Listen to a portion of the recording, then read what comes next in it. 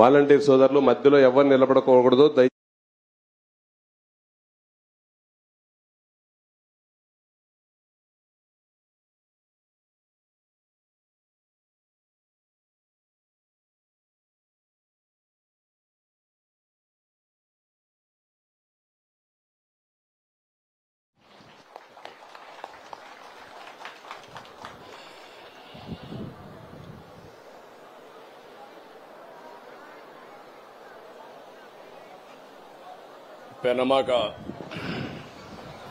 పెనమాక గ్రామస్తులందరికీ నా నమస్కారాలు, అభినందనలు, శుభాభినందనలు.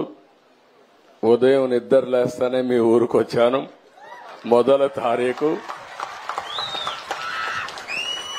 మొదటి కార్యక్రమం కొత్త గవర్నమెంట్లో మీ అందరి దయ వల్ల, ఆశీస్సుల వల్ల 4వసారి ముఖ్యమంత్రిగా ప్రమాణ స్వీకారం చేసి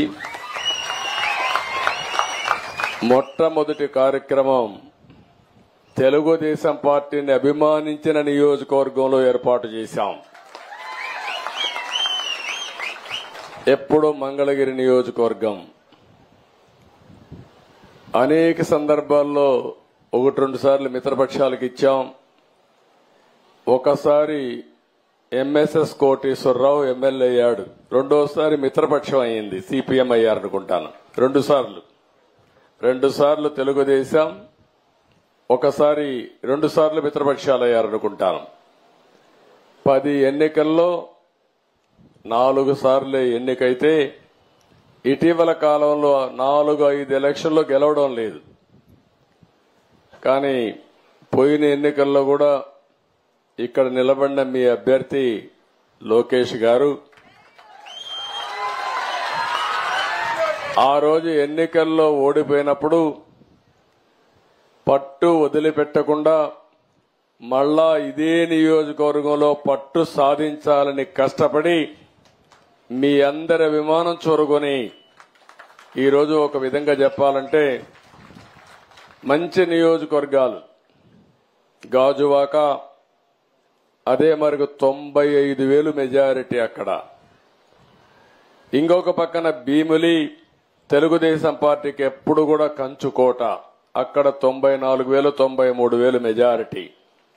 3వ నియోజకవర్గం మంగళగిరి 92,000 మెజారిటీ. నేను ఇక్కడికి వచ్చానంటే తెలుగుదేశం పార్టీని అభిమానించిన మిమ్మల్ని గౌరవించే బాధ్యత మాకుంది. భవిష్యత్తులో కూడా ఒక విషయం మీరందరూ గుర్తుపెట్టుకోవాలి. అందరికీ న్యాయం జరగాలి.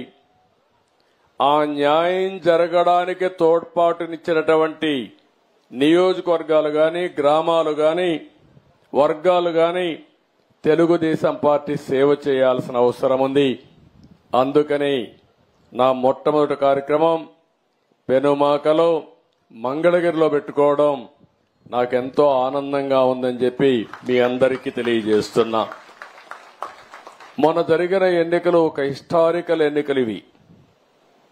నేను 10 ఎన్నికలు చూశాను. 10 ఎన్నికల్లో ఎప్పుడూ జరగని విజయం. ఒక అసెంబ్లీ ఎన్నికల్లో 95,000 మెజారిటీ, మంగళగిరి లాంటి నియోజకవర్గంలో 91,000 మెజారిటీ. నేను ఒకప్పుడు 60,000-50,000 వస్తేనే కుప్పంలో బ్రహ్మాండంగా వచ్చిందనుకునే పరిస్థితి నుంచి ఇప్పుడు 90,000-95,000 మెజారిటీలు వచ్చేసే పరిస్థితికి వచ్చాయి. దీనికి అంతటి కారణం ఒక్కసారి మీరు ఆలోచించుకుంటే, రాజకీయ విశ్లేషణ చేస్తే 5 సంవత్సరాలు పరిపాలన, ఒక పీడ కళ, రాష్ట్రాన్ని పట్టి పీడించి ఎన్ని ఇబ్బందులు కలిగించాలనో ఈ విధంగా కూర్చొని ఆనందంగా మాట్లాడుకున్న రోజు కూడా లేదు. 5 ఏళ్లు ఉందా ఎప్పుడన్నా అడుగుతున్నా. నిద్ర లేస్తే టెన్షన్, ఎప్పుడు ఎవడొస్తాడో మన ఇంటికి తెలియదు. మొన్నటి వరకు మా పోలీసులు గోడ దూకి వచ్చేవాళ్ళు, ఇప్పుడు గోడ దూకే పని ఉండదు. ఇంకెక్కడ అరెస్టుల కోసం ఎందుకు వచ్చారో తెలియదు. పోనీ మీ ఇంట్లోకి వస్తే వస్తారు, అది కూడా తప్పే, రాకూడదు. గౌరవంగా బ్రతకాల మనందరం. మా ఇంటికి కూడా ఎప్పుడు వస్తారో తెలియదు వీళ్ళు. అంటే ఎంత భయంకరమైన వాతావరణం అంటే అంత భయంకరమైన వాతావరణంలో ఒక్కరని కాదు, అధికారులు అట్నే బతికారు, ప్రజలు అట్నే బతికారు, రాజకీయ నాయకులు అట్నే బతికారు. చాలా భయంకరమైన పరిస్థితి. ప్రజాస్వామ్యంలో అంతిమ న్యాయ నిర్ణేతలు ప్రజలే. ఇప్పుడు నాకు అర్థం కావడం లేదు, మీరందరూ కూడా ఓట్లు వేశారు, బ్రహ్మాండంగా వేశారు. ఈ రోజు మిరాకిల్ జరిగిపోవాలి, రాత్రికి రాత్రి అని ఆలోచిస్తున్నారు. మీరందరూ అన్నీ అయిపోవాలనుకుంటున్నారు. నేను నిన్న మొన్న పార్టీ ఆఫీస్కి వెళ్ళాను. పార్టీ ఆఫీస్కి వెళ్తే విపరీతంగా ప్రజలు వచ్చేసే పరిస్థితికి వస్తున్నారు. 5 ఏళ్లు అణగదొక్కారు, ఫ్రస్ట్రేషన్ లో ఉన్నారు. నిజమైన స్వాతంత్రం వచ్చిందని ప్రతి ఒక్కరూ రోడ్డు మీదకి వచ్చే పరిస్థితికి వచ్చారు. ఆ ఉత్సాహంలో నేను మీటింగ్ పోతే, ఆఫీసుకు పోతే వేల మంది వచ్చేస్తా ఉంటే వాళ్ళని ఎట్లా పరామర్శించాలో నాకే అర్థం కాని పరిస్థితి. ఒక పక్క సమస్యలు, ఒక పక్క ఉత్సాహం, రెండూ కలిపిన తర్వాత ఇవన్నీ జరిగే పరిస్థితి వచ్చింది. ఇంకొక పక్క మీరు ఒకసారి ఆలోచిస్తే అప్పులు ఎంతున్నాయో ఇంకా నాకే తెలియదు. ఎతుకుతున్నా రికార్డ్స్ అన్ని, వ్యవస్థలు ఎక్కడున్నాయో నాకే తెలియదు. అధికార యంత్రాంగం మొరేలు కూడా దెబ్బతినింది.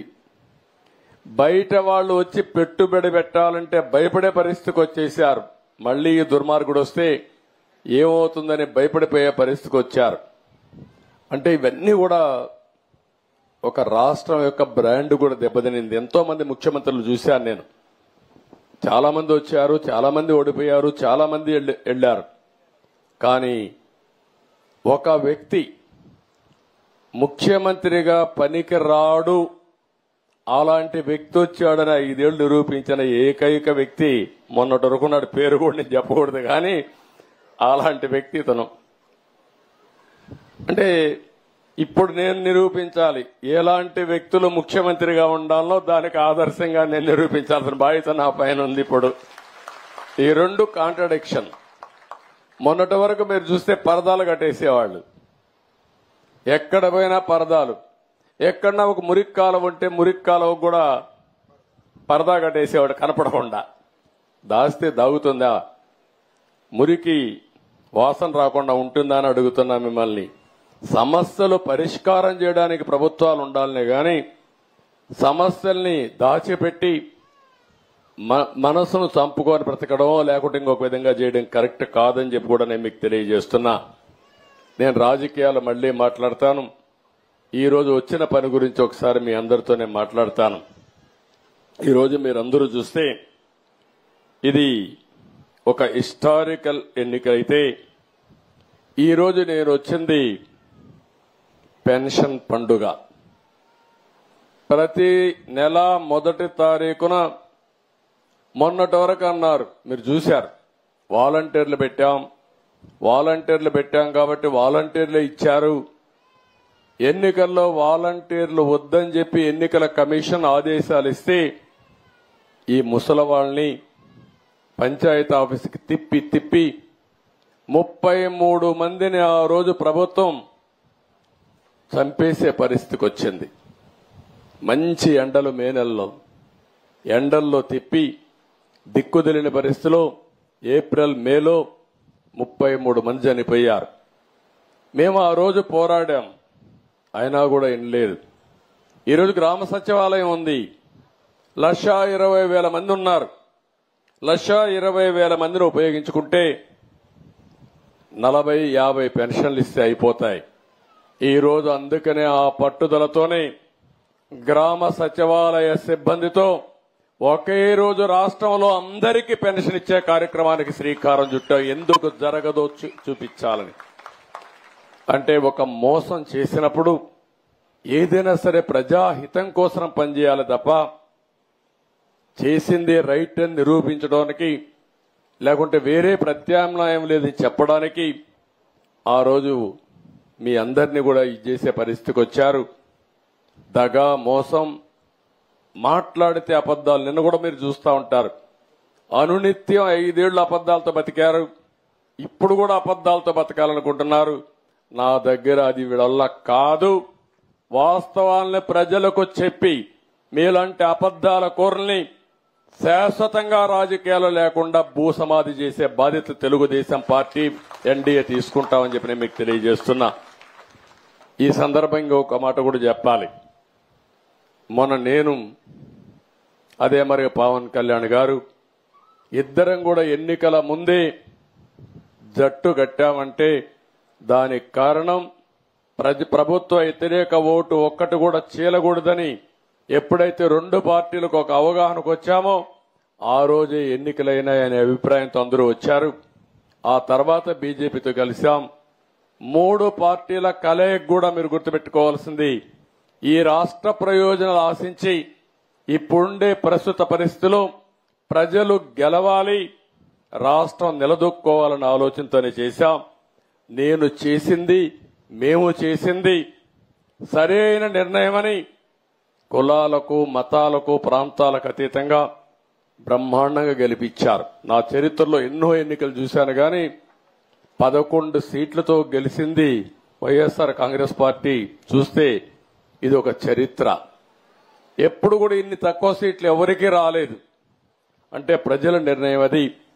దాన్ని మేము ఇంకొకటి కూడా చెప్తున్నాను, మేము ఎప్పటికి కూడా ఇక్కడుండే మా నాయకులు మొత్తం రాష్ట్రంలో ఉండే నాయకులు ఎప్పుడు మీకు సేవకులుగా ఉంటాం తప్ప పెత్తందారులుగా ఉండమని మరొక్కసారి మీ అందరికీ హామీ ఇస్తున్నా. ఎక్కడ పోయినా సింపుల్ గా ఉండడం, ఇదే మరిగా రచ్చబండ మీద కూర్చోవడం, మీ సమస్యలు వినడం, పరిష్కారం చేయడం, ఇది మాకిచ్చింది ఒక బాధ్యత. అంతేగాని ఇది ఒక అధికారం కాదు. ఆ విషయం కూడా మీ అందరికీ గుర్తు చేస్తున్నాను. ఇప్పుడు సబ్జెక్టుకు వస్తే మొట్టమొదటిసారిగా పెన్షన్ ఇచ్చింది, ప్రారంభించింది నందమూరి తారక రామారావు గారు. ఆ రోజు ఆయన ఇచ్చింది 35 రూపాయలు. అప్పట్లో 35 రూపాయలు ఒక కుటుంబానికి పెద్ద వెసులుబాటు.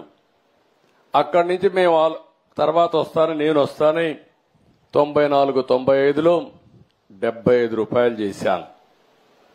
ఆ తర్వాత 2014 వరకు ఆ 75 రూపాయలు 200 రూపాయలు అయింది.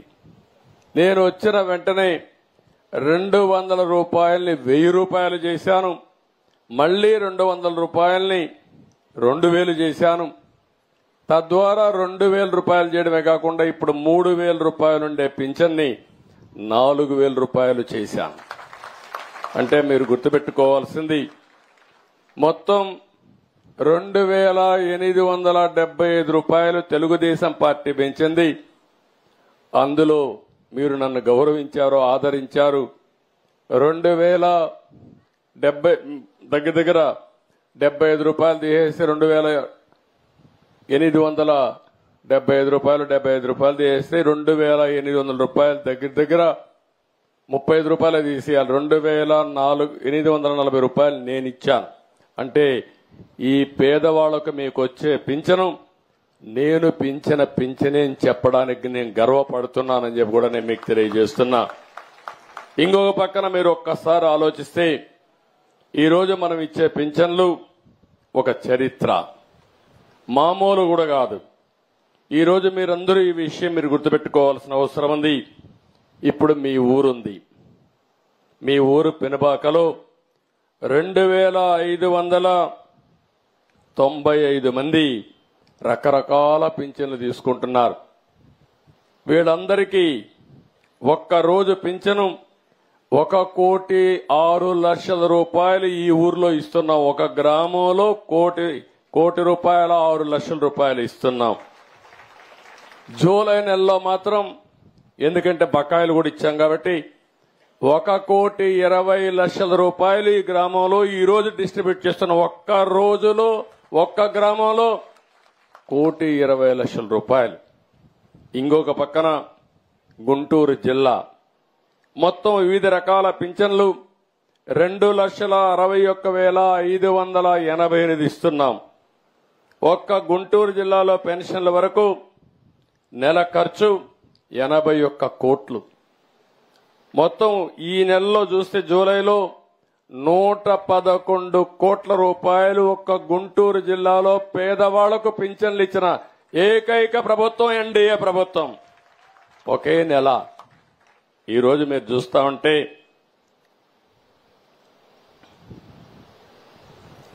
ఇంకొక పక్కన మీరు చూస్తే రాష్ట్రం మొత్తం రకరకాల పింఛన్లు 28 రకాల పింఛన్లున్నాయి.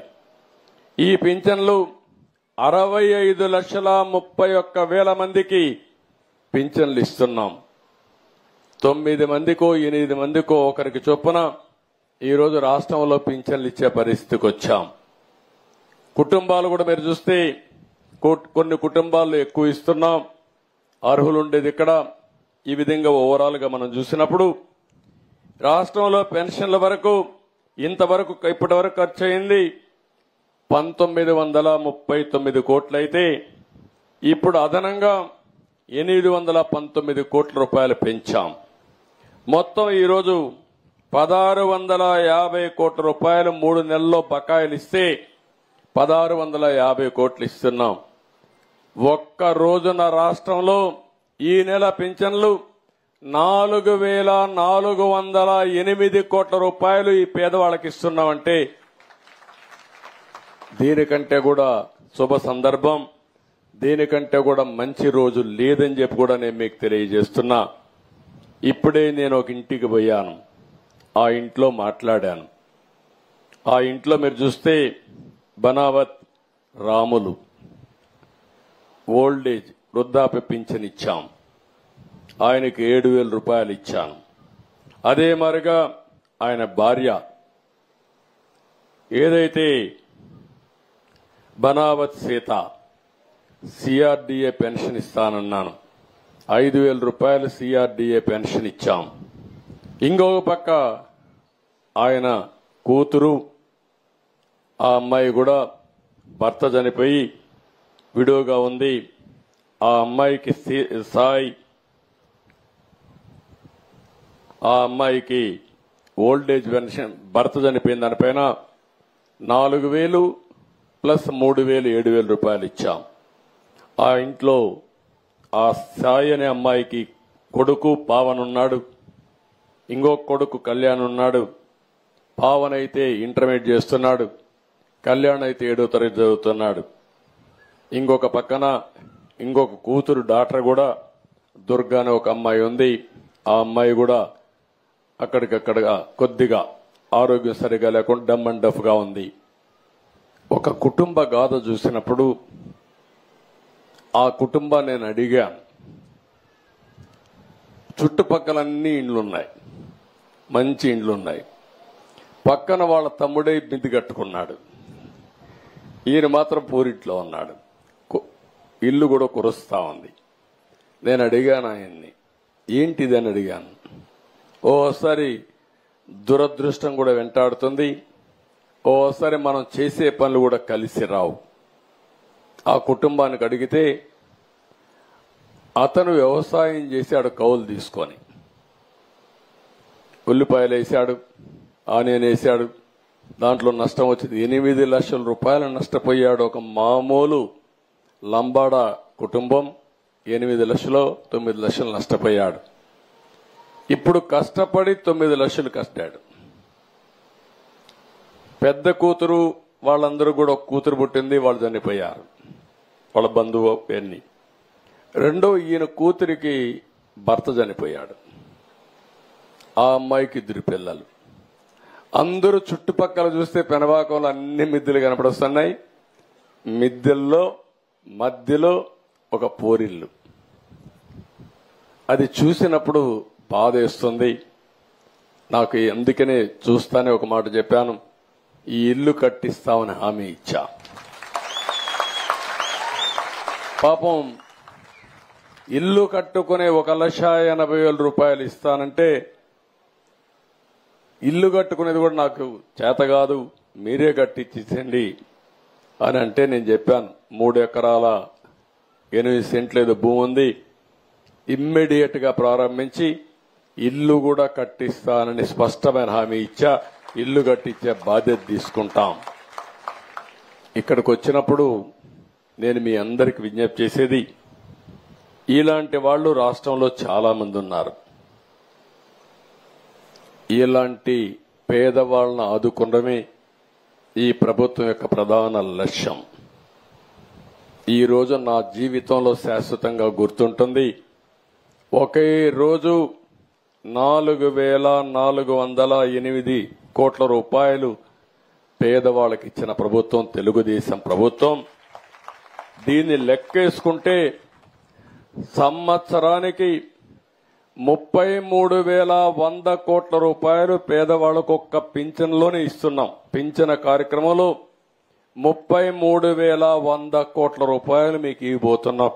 పింఛన్ల ప్రకారం 5 ఏళ్లు లెక్కేసుకుంటే 5 ఇంటూ 33,000 1,65,000 కోట్లు. 100 కూడా వేసుకుంటే 1,65,500 కోట్ల రూపాయలు 5 సంవత్సరాల్లో ఒక పింఛన్ల ద్వారా ఈ పేదవాళ్లకు అందించే ప్రభుత్వం తెలుగుదేశం పార్టీ అని చెప్పి కూడా, ఎన్డీఏ ప్రభుత్వం అని చెప్పి కూడా నేను మీకు తెలియజేస్తున్నా. దీనికంటే ఆనందమైన రోజు నా జీవితంలో ఇంకొకటి ఉండదు. నేను చాలా సంవత్సరాలు రాజకీయాల్లో ఉన్నా. నేను ఒకటే ఆలోచిస్తున్నా, ఇలాంటి ఒక మంచి కార్యక్రమాన్ని అందజేయడం భగవంతుడు నాకు ఇచ్చిన అవకాశంగా నేను భావిస్తూ, అదే మాదిరిగా నేను ఒకటే హామీ ఇస్తున్నా, మేమందరం కష్టపడతాం, సంపద సృష్టిస్తాం, ఆదాయాన్ని పెంచుతాం, పెంచిన ఆదాయం మళ్లీ పేదవాళ్లకు అప్పజెప్పి పేదరికం లేని సమాజాన్ని చూడాలనేది మా ఆశయం. దానికోసం భగవంతుడు ఎంత శక్తి ఇస్తే అంత శక్తి ఉపయోగిస్తామని చెప్పి నేను మీకు తెలియజేస్తున్నా. మామూలుగా అయితే ఒక హామీ ఇచ్చిన తర్వాత 5-6 నెలల తర్వాత వస్తాం. 26 రోజుల్లో పెంచుతామని చెప్పిన పింఛన్ని, ఇస్తామన్న బకాయిల్ని పూర్తిగా మీకు అందజేశాం. అది మా కమిట్మెంట్ అని మరొక్కసారి మీ అందరికీ విజ్ఞప్తి చేస్తున్నా. ఈరోజు దీనికి డీటెయిల్స్ పోతే ఒక్కసారి మీరు చూస్తే దగ్గర దివ్యాంగులున్నారు. 3,000 రూపాయలు పింఛన్ వస్తుంది. అప్పుడు పెంచింది 3,000 పెంచితే అక్కడే పెట్టి వదిలిపెట్టారు. అందుకనే ఈరోజు దివ్యాంగులకి 6,000 రూపాయలు పింఛన్ పెంచామంటే 3,000 నుంచి ఒకేసారి 6,000 రూపాయలు చేసిన పార్టీ ప్రభుత్వం ఈరోజు ఎన్డీఏ ప్రభుత్వం. ఇంకొక పక్కన కొంతమంది జీవితాలు చూస్తున్నాం. పూర్తిగా మంచానికి పరిమితం అయిపోయి ఉంటారు. వాళ్ళకి అనేక సమస్యలు. ఒక యాక్సిడెంట్ లో ఇదైతే ఇంకా వాళ్ళకు ఒక ఇంట్లో ఒక మనుషులు సేవ చేయాలి. అలాంటి వాళ్ళు చాలా మంది ఉన్నారు. వాళ్ళ కోసం 5,000 రూపాయలు పింఛన్ ఇస్తా ఉంటే కాదు, అలాంటి వ్యక్తులకు 15,000 రూపాయల పింఛన్ ఇవ్వాలని, ఉద్యోగం చేస్తే ఎంత ఇస్తామో అంత ఇచ్చామని చెప్పి కూడా నేను తెలియజేస్తున్నా. 15,000 ఇచ్చాం. కొంతమంది కిడ్నీ, హార్ట్ లేకపోతే లివర్ ట్రాన్స్ప్లాంటేషన్ చేస్తారు. ఇంకొక పక్క తలసేమియా ఇలాంటి వ్యాధులు వచ్చి ఎప్పటికప్పుడు ఈ యొక్క బ్లడ్ కూడా తీసుకొని ఎప్పుడెప్పుడు ట్రాన్స్మిషన్ చేసుకోవాలి. అలాంటి వాళ్ళకి ఇంతవరకు 5,000 వచ్చేది. ఈ రోజు 5,000 రూపాయల నుంచి 10,000 రూపాయలు చేశామని చెప్పి నేను మీకు తెలియజేస్తున్నా. అవసరాన్ని బట్టి ప్రతి ఒక్కరిని కూడా ఏ విధంగా ఆదుకోవాలని ఆదుకుంటున్నాం. నేను ఒకే ఒక విషయం మీకు చెప్తున్నాను, ఇది మొదటి అడుగు మాత్రం. సంక్షేమం అంటే ఈరోజు మనం గుర్తుపెట్టుకోవాల్సింది ఏదో డబ్బులు ఇచ్చేయడమో లేకుంటే ఇచ్చామని గొప్పలు చెప్పుకోవడం కాదు. ప్రజల జీవితాల్లో వెలుగు తేవాలి, మీకు వెసులుబాటు తీసుకురావాల్సిన అవసరం ఉంది. మీ జీవన ప్రమాణాలు పెంచడం, అందులోనే మొదటి అడుగు మేము వేయడం జరిగింది. నేను ఒకటే కమిట్మెంట్ ఇస్తున్నా, ప్రజలే దేవాలయం, సమాజమే దేవాలయం, ప్రజలే దేవుళ్ళని చెప్పిన మొట్టమొదటి వ్యక్తి నందమూరి తారక రామారావు గారు. ఆ స్ఫూర్తితో పనిచేసే ప్రభుత్వం మా ప్రభుత్వం. అందుకే ఈరోజు హామీ ఇస్తున్నా, పేదవాళ్లపైన శ్రద్ధ పెడతాం, అనునిత్యం ఆలోచిస్తాం, వినూత్నంగా ఆలోచిస్తాం. పేదరికం లేని సమాజాన్ని, ఆర్థిక అసమానతలు తగ్గించే వ్యవస్థకు రూపకల్పన చేయడమే నా ఆలోచన. ఇది చేసి మా నిజాయితీని నిరూపించుకుంటామని చెప్పి మరొక్కసారి మీ అందరికీ హామీ ఇస్తున్నా. ఈరోజు ఇంకొక పక్క ప్రభుత్వం దివాలా తీసింది. ఎంతుందో అప్పు నాకైతే తెలియదు, మా ఆఫీసర్లు కూడా తెలియడం లేదు. ఇంకా అన్ని ఎతుకుతున్నాం. మొన్నే ఒక వైట్ పేపర్ ఇచ్చాం. పోలవరం వచ్చుంటే ఈరోజు మీకు నీళ్లు వస్తున్నాయంటే ప్రకాశం బ్యారేజ్కి ఆ రోజు కట్టిన పట్టిసీమ. అంతేకాకుండా పోలవరం గాని పూర్తయి ఉంటే ఈరోజు మీరు ఒకసారి రాష్ట్రంలో ప్రతి ఎకరాకు నీళ్లు ఇచ్చేవాళ్ళం, సంపద సృష్టించేవాళ్ళం. మీరందరూ అమరావతిలో ఉన్నారు. అమరావతి కూడా ఏమైందో మీరు ఒక్కసారి ఆలోచించండి. ఈరోజు ఇక్కడ నేను మాట్లాడిన ఈ లంబాడా కుటుంబం అమరావతి గాని పూర్తయింటే ఈ పాటికి కనీసం ప్రతిరోజు ఒక 1000 రూపాయలు సంపాదించుకునే అవకాశం వచ్చేది. అలాంటి అవకాశాన్ని పూర్తిగా నిర్వీర్యం చేసే పరిస్థితికి వచ్చారు. అందుకే మొత్తం తవ్వుతున్న కొద్దీ నాటి తప్పులు అప్పులే బయటపడుతున్నాయి. అయినా సరే ఇలాంటి కార్యక్రమానికి శ్రీకారం చుట్టాలనే ఉద్దేశంతో మేము ఈ కార్యక్రమానికి శ్రీకారం చుట్టాం. ఈరోజు ఈ కార్యక్రమంలో వృద్ధులు, దివ్యాంగులు, తీవ్ర అనారోగ్యంతో బాధపడే వాళ్ళు చాలా మంది ఉన్నారు. వృద్ధులు గాని, వితంతువులు గాని, చేనేత కార్మికులు చాలా మంది ఈ నియోజకవర్గంలో చేనేత కార్మికులు ఉన్నారు. ఆ మగ్గం మీద కూర్చొని కడుపులోకి ఆ ఏదైతే దారం ఇవన్నీ పోయి అనారోగ్యం పాలవుతారు. పెద్ద వయసు రాకమునిపే అనారోగ్యం పాలైపోయి ఇబ్బంది పడే పరిస్థితి వచ్చింది. అలాంటి వారందరికీ తక్కువ వయసులోనే పెన్షన్ ఇచ్చే కార్యక్రమానికి కూడా శ్రీకారం చుట్టాం. కల్లు గీత కార్మికులు, మత్స్యకారులు, ఒంటరి మహిళలు, అదే మాదిరిగా ట్రాన్స్జెండర్స్, ఆడ మగ కాకుండా కొంతమంది ఉంటారు, పాపం ఇబ్బందుల్లో ఉంటారు, వాళ్ళు, డబ్బు కళాకారులు, ఇలాంటి వారందరినీ 11 రకాల వివిధ పెన్షన్లు 3000 నుంచి 4000 రూపాయలు పెంచాం. ఇంత మునిపే నేను చెప్పినట్టు ఒకప్పుడు వికలాంగులు అనేవాళ్ళం. నేను ఆ పేరు కూడా వాడకూడదని ఇప్పుడు దివ్యాంగులు అంటున్నాం, విభిన్న ప్రతిభావంతులు అంటున్నాం. భగవంతుడు వాళ్ళ పట్ల చిన్న చూపు చూశాడు గాని నా ఆలోచన ఒకటే, అలాంటి వారికి చేయూతనివ్వడం సమాజం బాధ్యత. ఆ బాధ్యతకు అందరికంటే ముందు నేను ఉంటానని మరొక్కసారి మీకు అందరికీ హామీ ఇస్తున్నా. అందుకే 6000 రూపాయలు చేశాం. ఇంకొక పక్కన ఇవన్నీ కూడా మనం చేసిన కార్యక్రమాల వల్ల జీతం వస్తే ఒక వ్యక్తి ఎంత ఆనందంగా ఆ రోజు జీతం తీసుకుని నెలవారీ ఖర్చులు పెట్టుకుంటాడో ఆ విధంగా మీకు కూడా ఇది ఉపయోగపడే పరిస్థితి వస్తుంది. ఈరోజు ధరలు పెరుగుతున్నాయి, దానికి కూడా కళ్ళు వేయాలి. ఒక పక్క నిత్యావసర వస్తువుల ధరలు గాని, అదే మరి మిగిలిన ధరలు ఎక్కడికక్కడ కంట్రోల్ చేస్తూ మీ అందరికీ ఇలాంటి పెన్షన్లు ఇలాంటివి ఇస్తే మీ జీవితాల్లో వెసులుబాటు వస్తుంది. ఇంకొక పక్క మీ జీవన ప్రమాణాలు పెరుగుతాయి. దీనికోసం నేను ముందుకు వస్తానని చెప్పి కూడా నేను మీకు తెలియజేస్తున్నా. ఈరోజు మీరు ఒక్కసారి చూస్తే 4000 వచ్చేవారు 12 నెలలు లెక్కేస్తే 48,000. అదే మరిగా 6000 వచ్చేవాళ్లు 12 నెలలు లెక్కేస్తే 72,000. మీకు ఎకరా మాగాని ఉంటే దానికి ఇచ్చే కౌలు 15,000. అదే గాని మెట్టుంటే దానికి ఇచ్చే కౌలు 5,000, 10,000.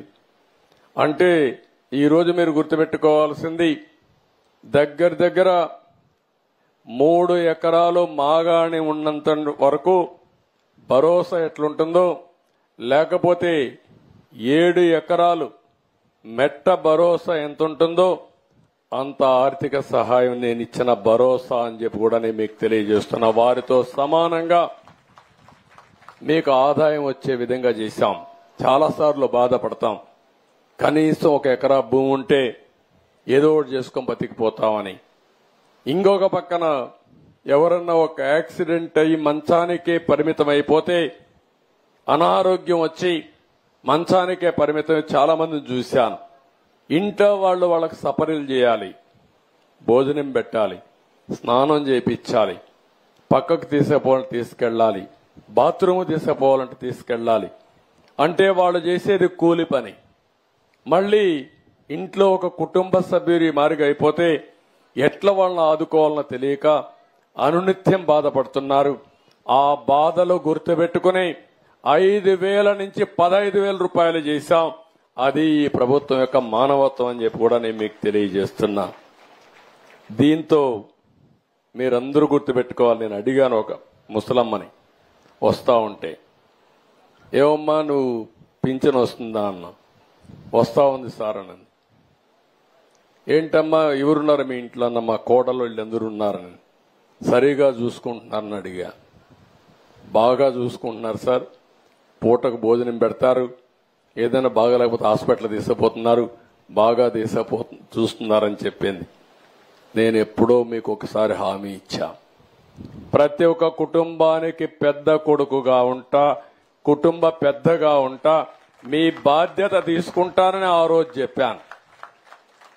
ఈ డబ్బుల వల్ల ఈ వృద్ధులు వికలాంగుల యొక్క ఒక గౌరవం పెరిగింది. ఒకప్పుడు మీరు చూస్తే, మీరందరూ ఆలోచిస్తే, ఒకప్పుడు ఈ ముసలాళ్ళు ఉంటే మేమే కష్టాల్లో ఉన్నాం, వీళ్ళని భరించేది మేమెక్కడ భరిస్తాం అనుకునేవారు. ఇప్పుడు ఆ ముసలి వాళ్ళని చూస్తే వీళ్ళు 4 రోజులు బతికితే బానే ఉంటుంది, మాకు భారం కాదని ఆలోచించే పరిస్థితికి వచ్చారు. అవునా కాదా అని మిమ్మల్ని అడుగుతున్నా. ఎవరికైనా కష్టాలుంటాయి, పేదరికం మహాశాపం. అలాంటప్పుడు బాధలున్నప్పుడు మనం బతకాలి, పిల్లల్ని పోషించాలి, మళ్ళా వీళ్ళు చూసుకోవాలంటే భారంగా ఉండే పరిస్థితిలో నాకెంతో సంతోషం. ఇప్పుడిచ్చే 4,000 పెన్షన్లో దగ్గర 2,800 రూపాయలు నేనే ఇచ్చానంటే దానికంటే నా జీవితంలో ఇంకోటి నేను ఆశించను. అంత మంచి కార్యక్రమానికి శ్రీకారం చుట్టాను. భగవంతుడు నాకు ఈ అవకాశం ఇచ్చాడని చెప్పి కూడా నేను మీకు తెలియజేస్తున్నా. అందుకనే ఈరోజు మీ అందరిని ఒకటే కోరుతున్నా. ఈరోజు మీరు చూస్తే ఇలాంటి కార్యక్రమం ఒకే రోజు 1,20,097 మంది సచివాలయం సిబ్బంది వచ్చారు. అక్కడక్కడ వాలంటీర్ సహకారం ఉంటే తీసుకోమని చెప్పాం. నేను ఆ రోజు ఎన్నికల ముందు ఒక మాట చెప్పాను చీఫ్ సెక్రటరీకి, ఎక్కడెక్కడున్నారో మాకు తెలియదన్నారు. మీకు తెలియడం ఏంటో గూగుల్ అంకుల్ అడిగి చెప్తుంది ఎవరిల్లు ఎక్కడుందో, నేరుగా ఇంటికి వెళ్ళిపోవచ్చు, ఫోన్ తీసుకోనని చెప్పాను. అంటే టెక్నాలజీ బాగుండే రోజుల్లో ఎవరు ఎక్కడుంటారో నేరుగా కారులో కూడా ఎక్కితే నేరుగా జియో ట్యాగింగ్ పెట్టేస్తే నేరుగా ఏ ఇంటికి పోవాలనో ఆ ఇంటికి వెళ్లి కారే ఆగుతుంది. ఫోన్లో పెట్టుకుంటే ఏ ఇంటికి పోవాలనో ఆ ఇంటికి పోయి నిలబడే పరిస్థితి వస్తుంది. ఆ రోజు అలాంటి రోజుల్లోనే కావాలని చెప్పి ఇష్ట ప్రకారం చేశారు. ఈ రోజు మనస్ఫూర్తిగా సచివాలయం సిబ్బందిని అభినందిస్తున్నా, అడ్మినిస్ట్రేషన్ అభినందిస్తున్నా. ఆ రోజు మా వల్ల చేత కాదని చెప్పిన అడ్మినిస్ట్రేషన్ ద్వారానే మేము చేయగలుగుతామని చేసి చూపిస్తున్నామని చెప్పి కూడా నేను మీకు తెలియజేస్తున్నా. ఆ రోజే నేను ఒక మాట అన్నాను, నీకు చేత కాకపోతే ఇంటికి పోండి, నాకు అధికారం ఇవ్వండి, చేసి చూపిస్తానన్నా. ఆ అధికారం ప్రజలిచ్చారు, చేసి చూపించానని చెప్పి మరొక్కసారి మీ అందరికీ తెలియజేసుకుంటున్నా. ఒకే రోజు 5 సంతకాలు పెట్టాను. ఒకటి డిఎస్సి, ఇక్కడ కూడా యూత్ ఉన్నారు, ఎన్నో సంవత్సరాలుగా ఉద్యోగాలు ఇవ్వలేదు. అలాంటి దగ్గర 16,500 ఉద్యోగాలు ఒకేసారి సంతకం పెట్టి వీలైనంత తొందరలో టీచర్లను రిక్రూట్ చేసే బాధ్యత ఈ ప్రభుత్వం తీసుకుంటామని చెప్పి కూడా నేను మీకు తెలియజేస్తున్నా. అదే సమయంలో 3వ సంతకం మీ భూములు కొట్టేసే ల్యాండ్ టైటిలింగ్ యాక్ట్. అది వచ్చుంటే ఏమయ్యేదో నాకు తెలిసేది కాదు. ఆ రోజు చెప్పాను, మీ భూమి వేరే వాళ్ళు రాసుకునేవాళ్ళు, మీది ఉండేది కాదు, తెల్లవారితే బాధపడుతూ కూర్చోవాలి. ఈ కబ్జాదారులంతా వచ్చి ఎవడు రాసుకున్నా మీరేమి చేయలేని పరిస్థితి ఉండేది. దాన్ని కూడా రద్దు చేయడం కోసం మొన్నే 2వ సంతకం పెట్టాను. కేబినెట్ డెసిషన్ కూడా అయిపోయింది. 3వ సంతకం అన్నా క్యాంటీన్. తప్పకుండా అమరావతిలో కూడా ఈ ప్రాంతంలో అన్నా క్యాంటీన్లు వస్తాయి. తద్వారా మళ్లీ పూర్వ రోజులు 5 రూపాయలకే అన్నా క్యాంటీన్కి పోయి కడుపు నిండా భోజనం చేసే పరిస్థితి వస్తుందని చెప్పి కూడా నేను మీకు తెలియజేస్తున్నా. అన్నా క్యాంటీన్ ఈ రోజు చూస్తే ఒక పవిత్రమైన కార్యక్రమం. ఎన్టీ రామారావు గారు మొట్టమొదటి రోజుల్లో తిరుమల తిరుపతి దేవస్థానంలో అన్నా క్యాంటీన్ ప్రారంభించాడు. అంటే ఫ్రీ మీల్ టీటీడీలో స్టార్ట్ చేశాడు. ఆ రోజు ఆయన ఒక మంచి ఇంటెన్షన్తో స్టార్ట్ చేశాడు. దానిపైన దాతలను ఇన్వైట్ చేశాం. ఈ రోజు దగ్గర దగ్గర 1200-1300 కోట్ల రూపాయల కార్పస్ ఉంది. ఎవరైనా సరే వాళ్ళ పిల్లల పుట్టినరోజును గాని ఒక మంచి అకేషన్లో అన్నదానం చేయాలంటే రోజంతా చేయాలన్నా ఒకరోజు చేయాలన్నా చారిటీ కింద డబ్బులు ఇచ్చే పరిస్థితికి వచ్చారు. వాళ్ళ ఇప్పుడు చూస్తే ఎన్టీ రామారావు గారు పెట్టిన ప్రోగ్రాంలో మా మనోడు దేవాంశ్ ఒక రోజు 35 లక్షల రూపాయలు డొనేట్ చేసే పరిస్థితికి వచ్చాడంటే ఇది ఒక చరిత్ర, ఒక జ్ఞాపకం. ఆ మంచి కార్యక్రమం ఆ రోజు ఆయన ప్రారంభించాడు కాబట్టి ఈ రోజు మేము అక్కడ ఒకరోజు భోజనం పెట్టే పరిస్థితికి వచ్చాం. ఈ రోజు నేను అందుకే పెట్టాను. ఈ అన్నా క్యాంటీన్ పెట్టినప్పుడు రాష్ట్రం మొత్తం ఒక రోజు కావాలని డొనేట్ చేసే విధంగా డబ్బులుండేవాళ్లు డొనేట్ చేయొచ్చు. ఒక క్యాంటీన్కి ఇవ్వచ్చు, ఒక జిల్లాకి ఇవ్వచ్చు. అవసరమైతే మైక్లో మీరు చెప్పచ్చు, లేకపోతే మీరే పోయి సేవ చేయొచ్చు, వడ్డించచ్చు. వాళ్ళతో కలిసి పేదవాళ్లతో కలిసి భోంచేయచ్చు. అలాంటి ఒక మహత్తరమైన కార్యక్రమాన్ని విఘాతం కలిగించే విధంగా వచ్చిన వెంటనే ఉండే అన్నా క్యాంటీన్లన్నీ మూసేసే పరిస్థితికి వచ్చాడు. అందుకే ఒకే రోజున 183 అన్నా క్యాంటీన్లు ఓపెన్ చేయడానికి ప్రభుత్వం నిర్ణయం చేశాం. తొందరలోనే ప్రారంభిస్తామని చెప్పి కూడా నేను మీకు తెలియజేస్తున్నా. ఇంకొక పక్క స్కిల్ డెవలప్మెంట్. పిల్లలందరూ ఉద్యోగాలు చేయాలంటే ఈరోజు ఉద్యోగాలున్నాయి, ఉద్యోగాలకు అవసరమైన అర్హులు లేరు. ఈ రెండు మిస్ మ్యాచ్ ఉన్నాయి. ఇంకొక పక్క మీరందరూ ఊర్లో వాళ్ళు ఉన్నారు, మీరు పనిచేస్తున్నారు, కష్టపడి పనిచేస్తున్నారు.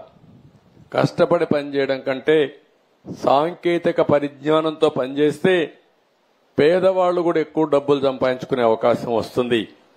అందుకనే స్కిల్ డెవలప్మెంట్ కింద ఫోకస్ చేశాం. నైపుణ్య కేంద్రాలు పెడతాం. ఎవరెవరికి ఏం నేర్పించాలో నేర్పిస్తాం. తద్వారా మీ ఆదాయం పెంచడానికి కూడా ముందుకు పోతామని చెప్పి కూడా నేను మీకు తెలియజేస్తున్నా. ఈ 5 నిర్ణయాలు ఒకే రోజు చేశాం. మళ్లీ మీ అందరికి హామీ ఇస్తున్నా, మీరందరూ కూడా 65 లక్షల మంది పింఛన్లు తీసుకున్న మొదటి రోజున ప్రభుత్వాన్ని ఆశీర్వదించండి, మమ్మల్ని కూడా ఆశీర్వదించండి. ఎందుకంటే ఈ ప్రభుత్వానికి ఇంకా ఎక్కువ శక్తి వస్తే ఇంకా ఎక్కువ సంపాదించి తిరిగి మీకు ఇచ్చే అవకాశం వస్తుంది. దానికోసం మీరందరూ ఎప్పటికప్పుడు భగవంతుడికి ధన్యవాదాలు తెలియజేస్తూ ప్రభుత్వాన్ని ఆశీర్వదించే కార్యక్రమం మీరు చేయండి. అది చేస్తే అది ఒక బలం. ఒకవేళ హిందువులైతే హిందూ దేవుళ్ళు కొలవండి, ముస్లింలైతే అల్లాను ప్రార్థించండి, క్రిస్టియన్స్ అయితే యేసు ప్రభువును ప్రార్థించండి. ఒక్క విషయం మీరు గుర్తుపెట్టుకోవాల్సిన అవసరం ఉంది. దేవుడు మనకందరికీ ధైర్యాన్ని, మనకు కావలసిన ఆలోచనలు ఇస్తాడు. ప్రభుత్వం అనేది మంచి ప్రభుత్వం ఉంటే మీ అందరికి అండగా ఉంటుంది. మీ అందరికీ వెసులుబాటు వచ్చే పరిస్థితి వస్తుంది.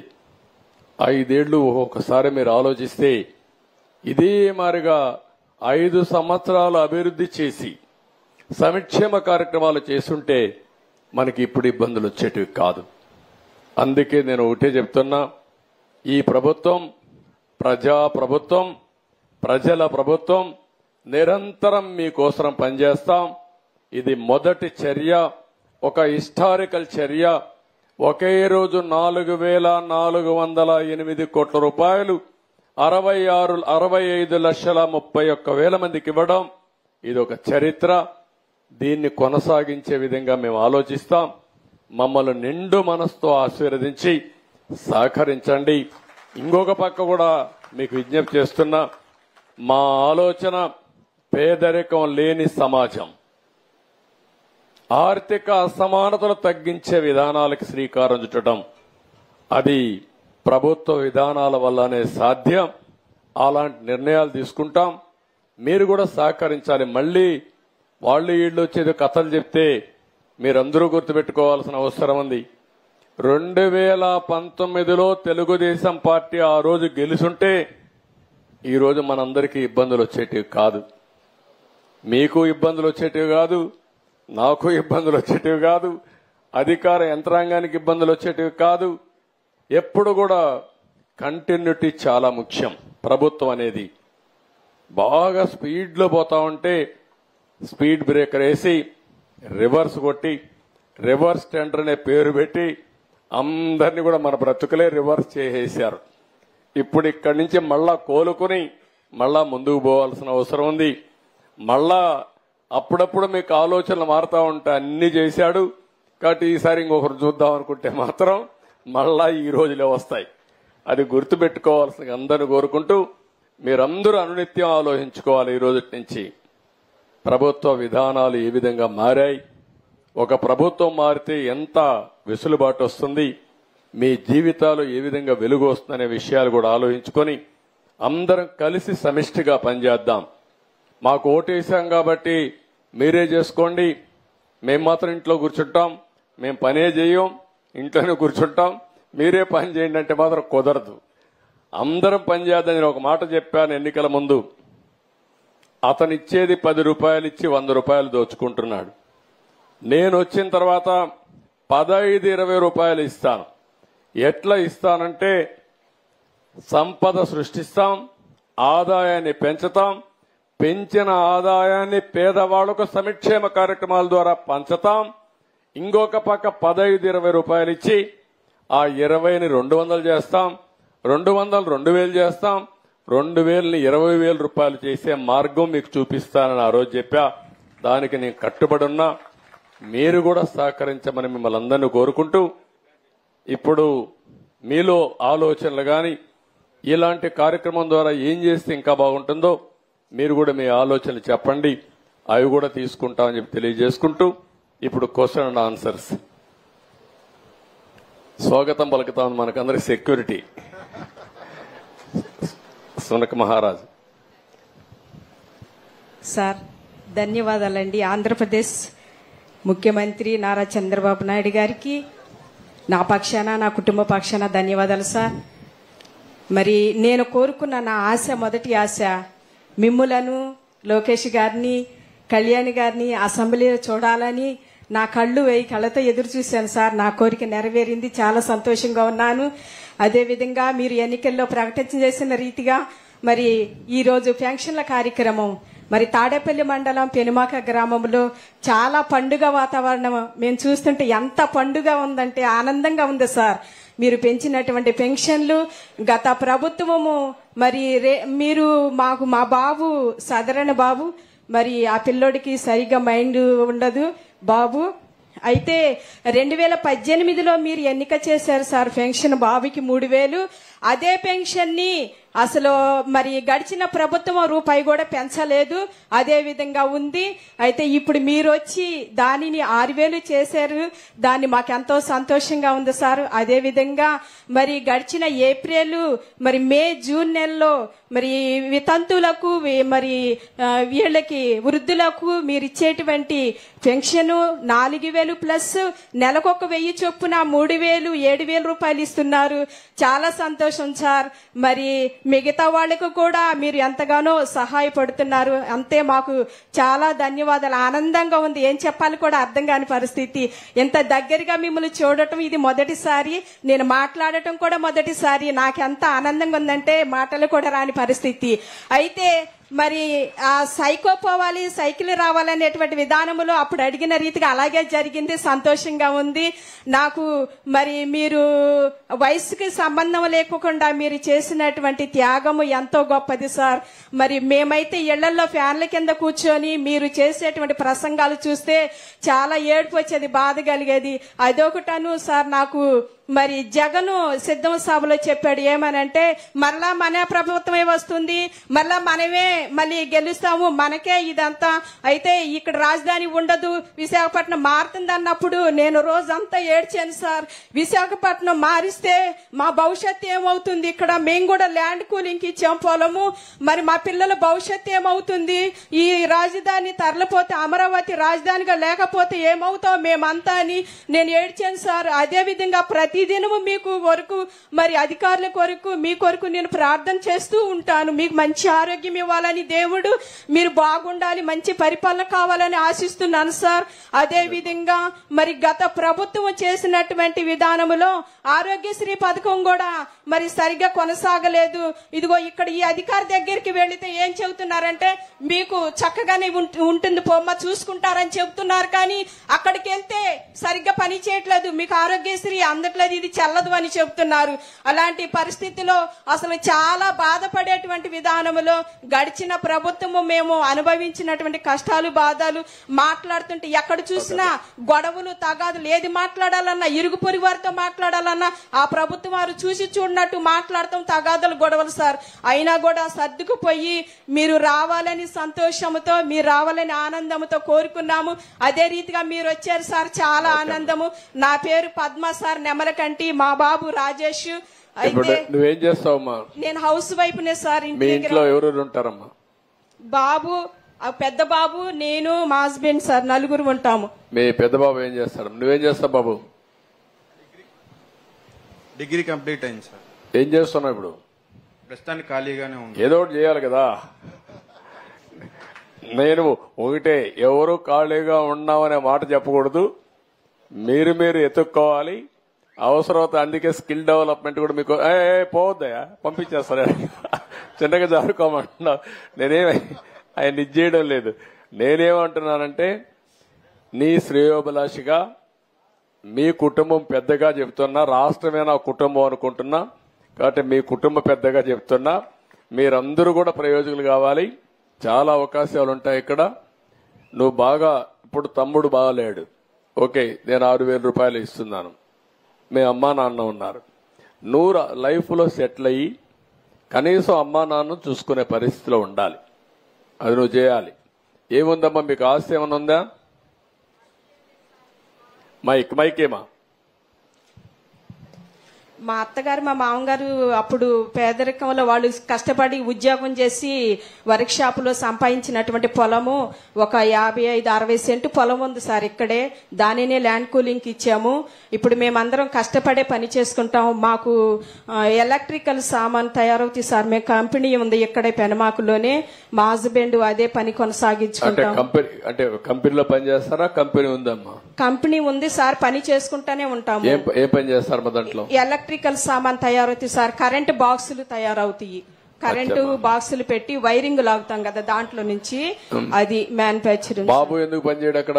బాబు కూడా చేస్తాడు ఖాళీగా ఉన్నప్పుడు. బాబు మొన్నటి వరకు పేటీఎం లో చిన్న జాబ్ చేసుకున్నాడు. అది కొంచెం ఇబ్బందికరంగా ఉందని మానేశాడు. చూసుకుంటున్నాడు బయట ఇంకొక జాబ్ కూడా. అదే, అందుకే ఇప్పుడు మనం స్కిల్ డెవలప్మెంట్ కూడా పెట్టామ్మా. ఇలాంటి పిల్లలందరూ అక్కడ కానీ స్కిల్ డెవలప్మెంట్ కి పోయి అమరావతిలో ఎలాంటి అవకాశాలు వస్తాయో అవన్నీ చూసుకోగలిగితే, దానికి కావాల్సిన స్కిల్ కూడా నేర్చుకుంటే ఎక్కువ ఆదాయం వస్తుంది. నువ్వు అన్నట్టు ఒక మాట చెప్పావు, మొత్తం అమరావతిలో ఉండే వాళ్ళందరూ రాజధాని పోతుందని బాధపడ్డారు. విశాఖపట్నంలో ఉండేవాళ్ళు రాజధాని వస్తుందని బాధపడ్డారు. అందుకే మీరు చూస్తే విశాఖపట్నంలో 95,000 మెజారిటీ భీముల్లో వేశారు. భీములు 94,000, గాజువాక 95,000, అన్ని సీట్లు 60-70 గెలిపించారు. ఎంపీ అయితే 5 లక్షల మెజార్టీతో గెలిపించారు. మీ ఎంపీకే తక్కువ వచ్చాయి అక్కడ కంటే. అంటే ఎందుకు చెప్తున్నానంటే, అక్కడ వీళ్ళు వస్తే మొత్తం భూ కబ్జాలు చేస్తారు, లా అండ్ ఆర్డర్ మీరు బండి బదులు వాళ్ళకు వస్తాయని వీళ్ళు దూరంగా ఉంటే మంచిది, దుష్టుల దగ్గరకు వస్తే ప్రమాదం వస్తుందనే ఉద్దేశంతో మొత్తం అపోజ్ చేశారు. అయినా కూడా నేను పోతాను అన్నాడు. కానీ వాళ్ళు ఒకటే, నువ్వు వద్దే వద్దు, నువ్వు ఎక్కడ ఉండడానికి వీల్లేదు, ఇంటికి పంపించాలని శాశ్వతంగా పంపించే పరిస్థితికి వచ్చారు. ఎవ్వరు కూడా అమ్మ గుర్తుపెట్టుకోవాలి, అధికారం ఉందని విర్రవీగితే ఈరోజు నేను పేరు కూడా చెప్పను, అతనికి ఏమైందో అదే అవుతుంది. అందరికీ ఒక ముఖ్యమంత్రికి అర్హత లేదు అనే దానికి ఒక ఉదాహరణ అది. ముఖ్యమంత్రికే కాదు, రాజకీయాలకు కూడా అర్హత లేదు. అలాంటి వ్యక్తులు చాలా ప్రమాదం. అది అందరికి నీమారుగానే నువ్వు ఏడ్చావు, నేను ధైర్యంగా ఉన్నా అంతవరకే. నీకు అన్యాయం అందరికి కూడా. ఎంత ఆడవాళ్ళు అనేవాళ్ళు ఈ సోషల్ మీడియాలో క్యారెక్టర్ అసాసినేషన్ పెట్టి కడాన జడ్జిలు భయపడిపోయే పరిస్థితికి వచ్చారు. వాళ్ళపైన కూడా పెట్టడం మొదలు పెట్టారు, మీడియా పైన మొదలు పెట్టారు. మొన్నే రంగనాయకమ్మ అయితే సొంత విలాస్ ఉండేది, ఆడ ఇది పేరుంది శంకర్ విలాస్ కొట్టేస్తే ఆవిడ చిన్న షాప్ పెట్టుకుంటే పెట్టుకోనియకుండా పోతే కడాన ఆవిడ ఇక్కడ బతకడానికి వీలు లేకుండా కడుపు నింపుకోవడానికి హైదరాబాద్కి పోయి నిన్నే తిరిగి వచ్చింది నాకు న్యాయం చేయమని. నిన్నే చూశాను, మా వాళ్ళకి చెప్పాం, ఇప్పుడు హోటల్ సెట్ అయిందని ఇచ్చారు, తిరిగి ఇచ్చారని చెప్పి అన్నారు. నేను కలెక్టర్కి వాళ్ళకు కూడా ఆదేశాలు ఇస్తున్నా. ఎవరైతే పోయిన ప్రభుత్వంలో కావాలని మోసం చేసి కబ్జాలు చేసి నష్టం చేశారో వాళ్ళందరి దగ్గర తిరిగి ఇప్పించాల్సిన బాధ్యత ప్రభుత్వం పైన ఉంది. చేస్తామని చెప్పి కూడా నేను మీకు తెలియజేస్తున్నా. మీ పరిస్థితి అందరిది. మీకు మంచి రోజులు ఉంటాయమ్మా. బాబును వాళ్ళందరూ కూడా ఇది చేయమనండి, అన్ని విధాలు ఆదుకుంటాం. థ్యాంక్ యూ, నమస్కారం. నెక్స్ట్ ఏంట్రా, ఏం మాట్లాడతావా? మాట్లాడు, నువ్వు కూడా మాట్లాడు. ఏం మాట్లాడుతావు? ఏం చదువుతున్నావు? Fifth class. బాగా చదువుతున్నావా? ఏ స్కూలు? శ్రీ చైతన్య. శ్రీ చైతన్య. ఏమో మంచి స్కూల్కే పోతున్నావు. సార్ నా పేరు కూడా మీ పేరే. ఏం పేరు?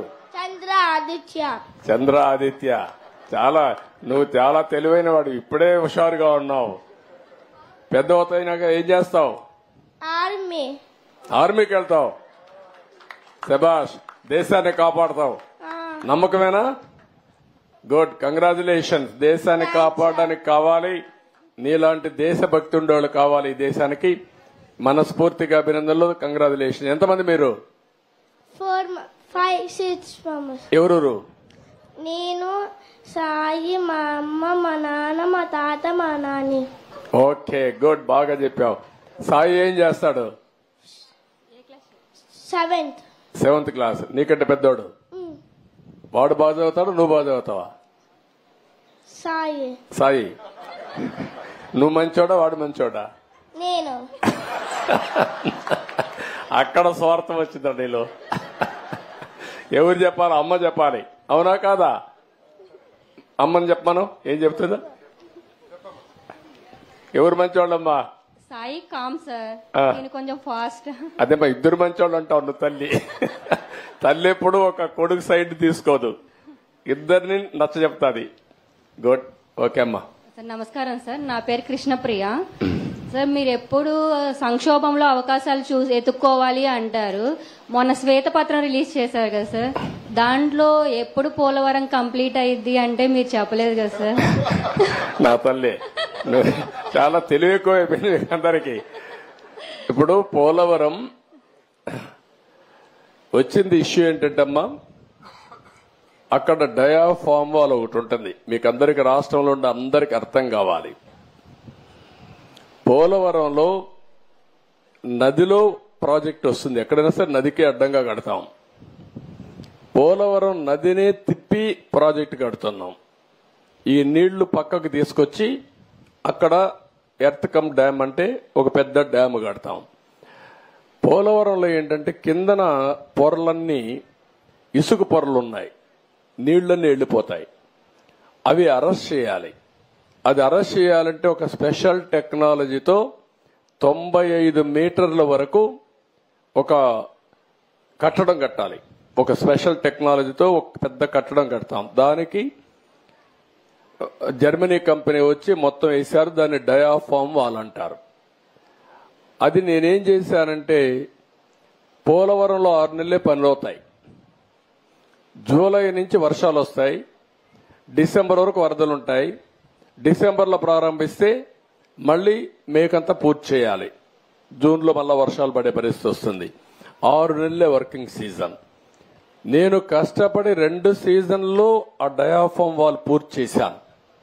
చాలా ఇబ్బందులు పడి తర్వాత స్పిల్వే కట్టాం. అవన్నీ పూర్తయినాయి. ఈ పని చేయాలంటే ఎర్త్కమ్ డ్యామ్ కట్టాలంటే పక్కన 2 వాల్స్ కట్టాలి. అవి కాఫర్ డ్యాములు అంటారు. దానికి కూడా నీళ్లని రాకుండా కొంతవరకు డ్రౌటింగ్ చేయాలి. డ్రౌటింగ్ కూడా చేసి అక్కడి నుంచి కట్టుకొని రావాలి. కరెక్ట్ గా నేను అధికారంలో ఓడిపోయింది మేలో ఓడిపోయాం. మే జూన్ వరకు గాని పనిచేస్తుంటే డయాఫామ్ వాల్స్ అని పూర్తి చేసేస్తుంటే నీళ్లు అక్కడికి వచ్చేటి కాదు. ఒక చిన్న గ్యాప్ ఉంటే కాంట్రాక్టర్ మార్చారు, ఆఫీసర్లు మార్చారు. వర్షాలు వచ్చాయి, 2 ఏళ్లు పట్టించుకోవాలా. నీళ్లన్నీ వచ్చి డయాఫామ్ వాల్ కింద నుండేదంతా సుడులు తిరిగి, ఎందుకంటే అవి పెద్ద ఎత్తున 20 లక్షలు 30 లక్షల క్యూసిక్స్ ఆఫ్ వాటర్ వస్తుంది. దేశంలోనే ఎక్కువ నీళ్లు ప్రవహించే నది గోదావరి. ఇప్పుడు ఆ నీళ్లన్నీ వచ్చి సుడులు కొట్టేసింది. కిందన మట్టి అంతా ఇసుకంతా తీసేసి కొట్టుకొని వెళ్ళిపోయింది. ఆ సుడులతో కాఫర్ డ్యామ్ దెబ్బతినింది, డయాఫామ్ వాల్ దెబ్బతినింది. ఇప్పుడు నువ్వు అన్నట్టు సిడబ్ల్యూసి మన దేశంలో సెంట్రల్ వాటర్ కమిషన్ అనేది అతిపెద్ద టెక్నికల్ అడ్వైజరీ కమిటీ. వాళ్ళు చెప్పింది ఫైనల్. ఇప్పుడు వాళ్ళు కూడా చేతులు తీశారు. దీన్ని ఏం చేయాలనో మాకే అర్థం కావడం లేదని. అక్కడ డయాఫామ్ వాల్ కట్టింది నేను 446 కోట్లతో డయాఫామ్ వాల్ 2 సీజన్లు పూర్తి చేశాను. ఇప్పుడు 3 దిక్కల 33% కోసకపోయింది, దెబ్బతినింది. దానికి 447 కోట్లు అవుతుంది. ఈ 3 దిక్కల రింగ్ బండమారిగేసి కట్టేస్తే అయిపోతుందంటే అది కూడా మేము చెప్పలేము. ఒకవేళ మొత్తంగానే డయాఫామ్ వాల్ కట్టాలంటే 990 కోట్లు అవుతుంది. అది 990 కోట్లు. రిపేర్ చేయాలంటే 447 కోట్లు. ఒరిజినల్ గట్టిపై ఖర్చు పెట్టింది 446 కోట్లు. పైనుండే కాఫర్ డ్యాములు దెబ్బతిన్నాయి, అక్కడి నుంచి నీళ్లు వస్తున్నాయి. ఆ నీళ్లు అరెస్ట్ చేయకపోతే ఇది కట్టలేము. ఇవన్నీ చేయాలంటే ఏం చేయాలనో నేను ఇంజనీర్ని కాదు, నాకు తెలియదు. నేను అడ్మినిస్ట్రేటర్ని. నేను కట్టాలని తపనుంది. దాన్ని ఏం చేయాలో ఇంజనీర్లు చేయాలి. ఇప్పుడు వాళ్ళు ఏం చేశారంటే అమెరికాలో ఉండే 2 ఎక్స్పర్ట్లని, కెనడాలో ఉండే ఇంకొక 2 ఎక్స్పర్ట్లను తీసుకొచ్చి ఇప్పుడు పని అంతా చూస్తున్నారు. ఇన్స్పెక్షన్ చేశారు, నిన్న మొన్న వచ్చారు. వాళ్ళు మొత్తం స్టడీ చేస్తున్నారు. ఏమి ఇవ్వాలనో వాళ్ళు ఇచ్చిన ఆలోచనలు ఇచ్చిన తర్వాత పూర్తి చేసే కార్యక్రమానికి శ్రీకారం చుట్టాలి. ఇప్పుడు దీంతో ఏమైంది, ఆయన నేను రివర్స్ టెండర్ అన్నాడు. 500 కోట్లు 600 కోట్లు ఆదా చేస్తా అన్నాడు. ఇప్పటికి నష్టం ఎంత తెలుసా తల్లి, 70,000 కోట్లు. ఇప్పటికి అది 1,00,000 కోట్లు పెరుగుతుంది. ఒక దుర్మార్గమైన ఆలోచనతో పోలవరాన్ని గోదావరిలో ముంచాడు. మళ్ళా అడ్డదుడ్డంగా ఆర్గ్యూ చేసే పరిస్థితికి వస్తున్నారు. ఆ రోజు పెద్దలందరూ వారించారు.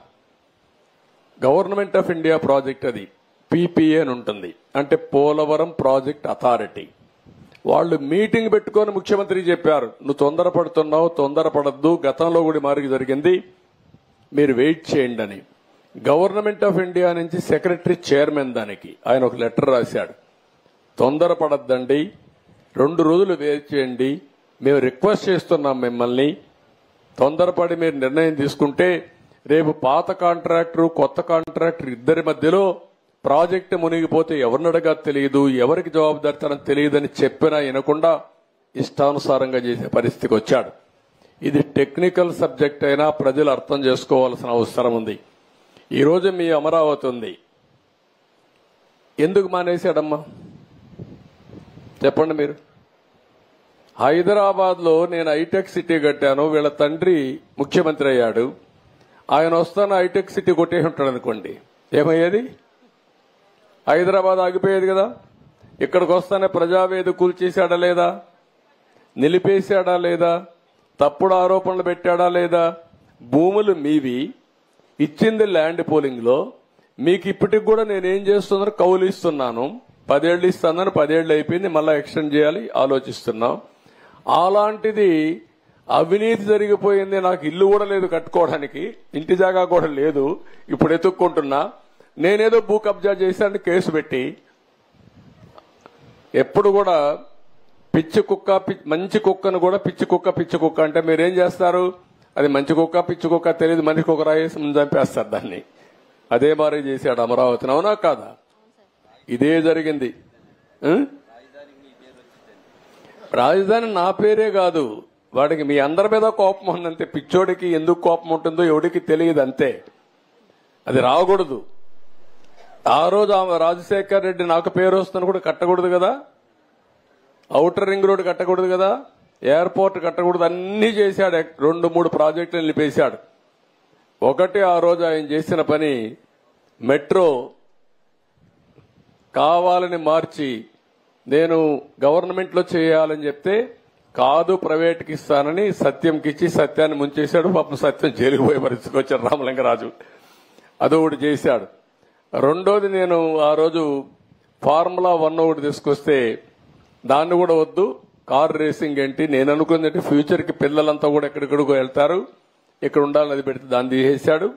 మూడోది, ఇంకొక ప్రాజెక్ట్ ఏదో ఉంటే ఒక 2-3 ప్రాజెక్టులు తప్ప అక్కడ అన్ని హైటెక్ సిటీ, వ్యాన్పిక్ సిటీ అన్ని చేశాడు. దానివల్ల హైదరాబాద్ బాగా అభివృద్ధి అయింది. తర్వాత వచ్చిన ముఖ్యమంత్రులు రోసయ్య, కిరణ్ కుమార్ రెడ్డి, తర్వాత వచ్చినటువంటి కేసీఆర్, ఇప్పుడు రేవంత్ రెడ్డి గారు, అందరూ దాన్ని బాగా చూసుకున్నారు. ఎప్పుడు కూడా ఒక దుర్మార్గుడు వస్తే ఇట్లే ఉంటాయమ్మా, గుర్తుపెట్టుకోవాలి మీరు. అది మీరే కంప్లీట్ చేయగలరు సార్, అమరావతి అయినా పోలవరం అయినా సరే.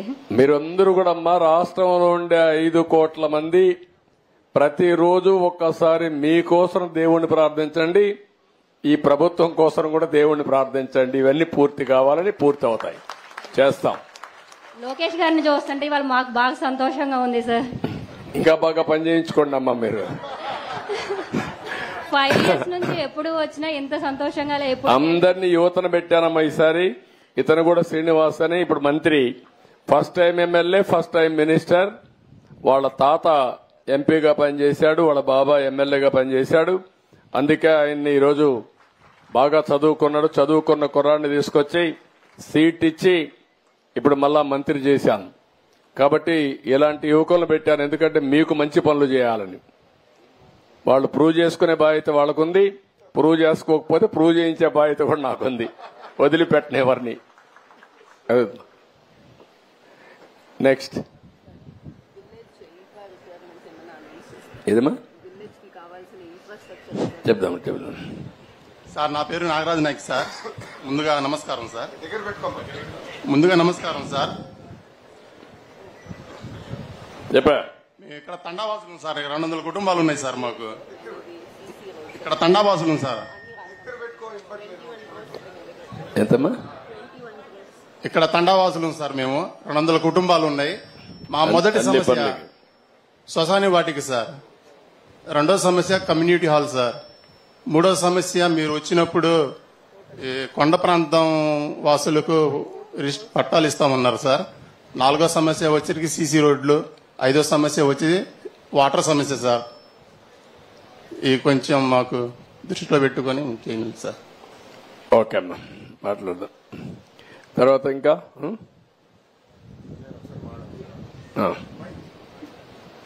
ఇంకెవరన్నా మాట్లాడతారా? వాళ్ళు మాట్లాడక నువ్వు మాట్లాడు. నమస్కారం సార్,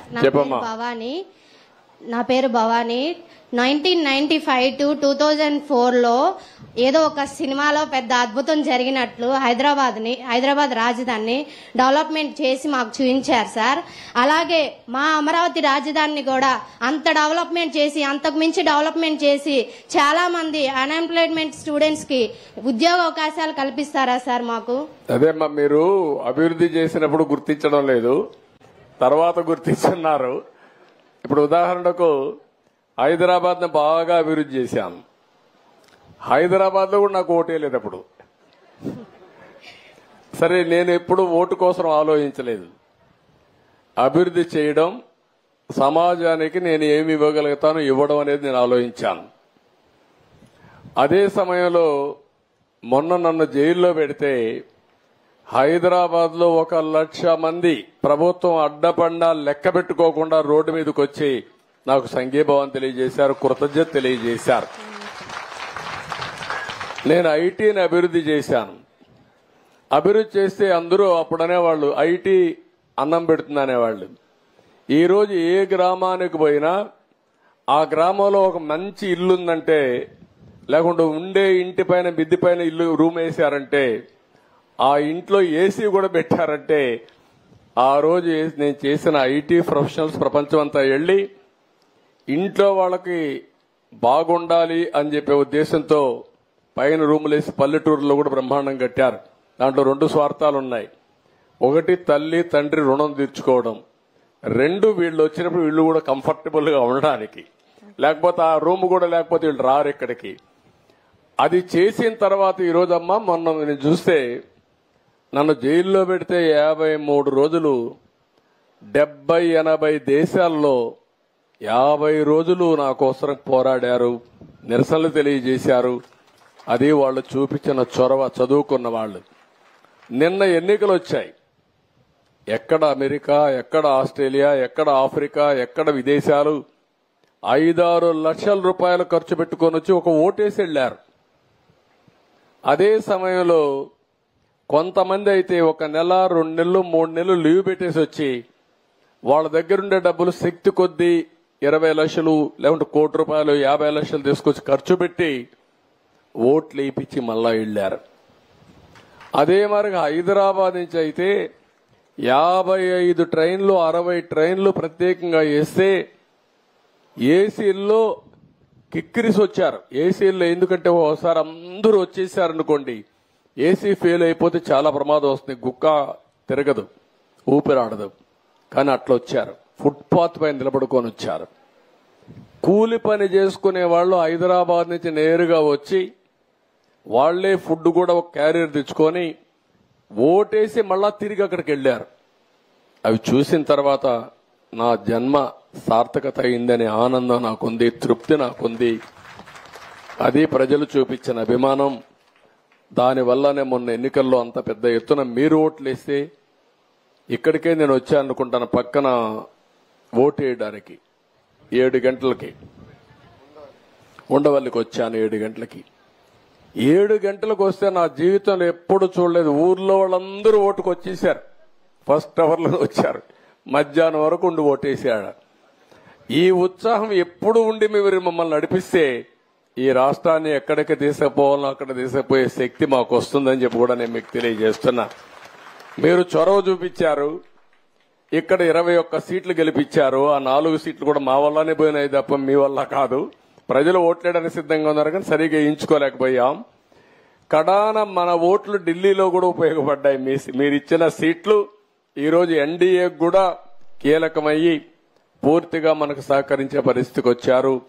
తెలుగు ప్రజలు ఇచ్చినటువంటి సహకారం ఢిల్లీలో మన పరపతిని పెంచే పరిస్థితికి వచ్చింది. I'm very happy. దానికి కూడా మీ అందరిని అభినందిస్తున్నా. నేను ఎప్పుడు కూడా తొందరపడను.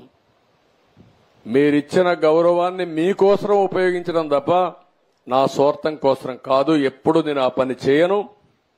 మీరెప్పుడు కూడా ఇదే ఉత్సాహంతో ఊరూరు ఆలోచించాలి. కులం కాదు, మతం కాదు, ప్రాంతం కాదు, బంధుత్వం కాదు. సమర్థవంతమైన పాలన, ప్రజాపాలన, మీకు సేవకులుగా ఉండే వ్యక్తులు మీరు ఆలోచించాలి. సమర్థవంతంగా పనిచేసే వ్యక్తులు మీరు ఆలోచించాలి. నేను అడుగుతున్నా, ఎప్పుడన్నా 5 ఏళ్లు ఈ మాదిరిగా ఫ్రీగా కూర్చొని ఎప్పుడన్నా ఎక్కడన్నా మాట్లాడింది మీరు చూసారా? పేపర్లో, టీవీల్లో చూసారా? మరి ఏంటి కాదు, 5 ఏళ్లలో ఒక్క రోజు కూడా ఇలాంటి పనులు చేయలేకపోయారంటే మనం ఆలోచించుకోవాలి కదా, సంథింగ్ రాంగ్ కదా. కాదు మీరు చూడడం కాదు, మీరు చూడడానికి ఉండాలి కదా. ఎక్కడన్నా ఉంటే నువ్వు పోయానో చూసి వస్తావు, ఇక్కడికి రాకపోయినా. ఆ కమ్మోళ్ళు కూడా పనిచేయడం అక్కడ ఉంటాయి కదా, మరుగుదొడ్లు ఉంటాయి కదా, అవి కూడా పనిచేయడం. మంత్రులు పోలేదు, ముఖ్యమంత్రులు పోలేదు, ఎవడా పక్కకు పోలేదు. చాలా భయంకరమైన వాతావరణం. థ్యాంక్ యూ తల్లి, నీ అబ్జర్వేషన్ థ్యాంక్ యూ. మళ్ళా ఇప్పటి నుంచి నేను అప్పటికప్పుడు బాధ్యత మీకు రెఫర్ చేస్తా ఉంటా. అదే గాని 2004లో తెలుగుదేశం పార్టీ గెలుచుంటే హైదరాబాద్ లో కూడా ఆంధ్రప్రదేశ్ రాష్ట్రం ఎక్కడికో వెళ్లేది. 2019లో మళ్ళా గెలుచుంటే ఎక్కడికో తీసుకుపోయేవాళ్ళం. ఇప్పటికి గ్యాప్ వచ్చేది కాదు, ఆ గ్యాప్ వచ్చింది, పర్వాలేదు. కనీసం నేను అనుకున్నా ఈసారి ఓటేయకపోతే ఈ రాష్ట్రం ఏమైపోతుందని బాధపడ్డా, తపన పడ్డా, నా కోసరం కాదు. కానీ విజ్ఞతతో ప్రజలందరూ ముందుకొచ్చారు, సమయస్ఫూర్తి చూపించారు. ఇది మామూలు విజయం కాదు. ఢిల్లీకి పోతే కూడా ఆంధ్రప్రదేశ్ లో మీకు ఎట్లా వచ్చారో మాకే తెలియదనే పరిస్థితికి వచ్చారు. దానికి మనస్ఫూర్తిగా మీ అందరినీ 5 కోట్ల ప్రజల్ని మనస్ఫూర్తిగా అభినందిస్తున్నా, ధన్యవాదాలు తెలియజేసుకుంటున్నా, కృతజ్ఞతలు తెలియజేసుకోండి. ఎప్పుడు కూడా సర్వదా మీకు కృతజ్ఞుడిగా ఉంటా. మైక్ ఒకసారి. విజయవాడ ఓకే. ఈరోజు గ్రామసభ పెనుమాకే కన్ఫైన్ చేశారు. చెప్పమ్మా. సార్ నమస్కారం సార్. లోకేష్ అన్నకు కూడా నమస్కారం. లోకేష్ అన్న 2019లో లోకేష్ అన్న ఓడిపోయినప్పటికీ మేము అది ఛాలెంజ్ గా తీసుకొని అత్యధిక మెజార్టీ అందించాలని గట్టి ప్రతిజ్ఞ చేసి మెజార్టీతో గెలిపించుకున్నాం సార్. మీరు కష్టపడ్డారా, ప్రజలు ఓట్లు వేశారమ్మా? ప్రజలు ఓట్లు వేశారు, మేము కష్టపడ్డాం సార్. రెండున్నా? సరే ఓకే అమ్మా. అలాగే మరి మంగళగిరి ఈ కాన్స్టిట్యూన్సీ గెలుపులో కార్యకర్తల యొక్క కృషి ఎంత పర్సంటేజ్ ఉంది, నాయకుడు కృషి ఎంత పర్సంటేజ్ ఉంది, మీ ప్రజల అభిమానం ఎంతవరకు ఉంది?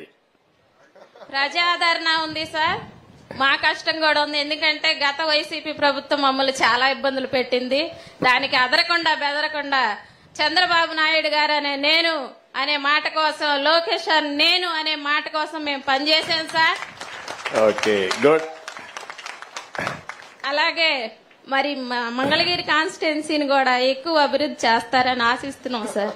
ఓకే అమ్మా, థ్యాంక్ యూ అమ్మా. చేద్దాం. ఓకే ఒక్క సెకండ్ అమ్మాయి కంటే మైక్ ఇచ్చేసి లాస్ట్ ఆవిడ లేసింది. సార్ 2016లో మాకు ఇక్కడ టిట్కోలో హౌసెస్ వచ్చినాయి సార్. డబుల్ బెడ్రూమ్ వాళ్ళకి డబుల్ బెడ్రూమ్, సింగిల్ బెడ్రూమ్ వాళ్ళకి సింగిల్ బెడ్రూమ్ సార్. అయితే మా దురదృష్టం ఈ కొత్త గవర్నమెంట్ వచ్చిన తర్వాత అసలు వాటిని పట్టించుకోలేదు సార్. 90% వర్క్ అంతా పూర్తయిపోయింది. కేవలం వాటికి రంగులేసి మాకు ఇచ్చేసారు సార్. మెయిన్ అక్కడ వాటర్ ప్రాబ్లమ్, పాములు సార్, చిన్నపిల్లలతో చాలా ఇబ్బందులు పడుతున్నారు. 400 ఫ్యామిలీస్ వచ్చి 200 ఫ్యామిలీస్ ఖాళీలు చేసి వెళ్ళిపోయారు సార్ అక్కడ ఉండలేక. కేవలం వాటర్ ప్రాబ్లం. మీ హయాంలో వాటర్ లైన్లు కూడా శాంక్షన్ అయినాయి సార్, రోడ్లు శాంక్షన్ అయినాయి. ఎక్కడమ్మా ఇవి? Penumaka TIDCO houses sir. పెనుమాకలో ఎన్ని ఉన్నాయి మొత్తం? ఇక్కడ 600 ఉన్నాయి సార్, 630 ఉన్నాయి సార్.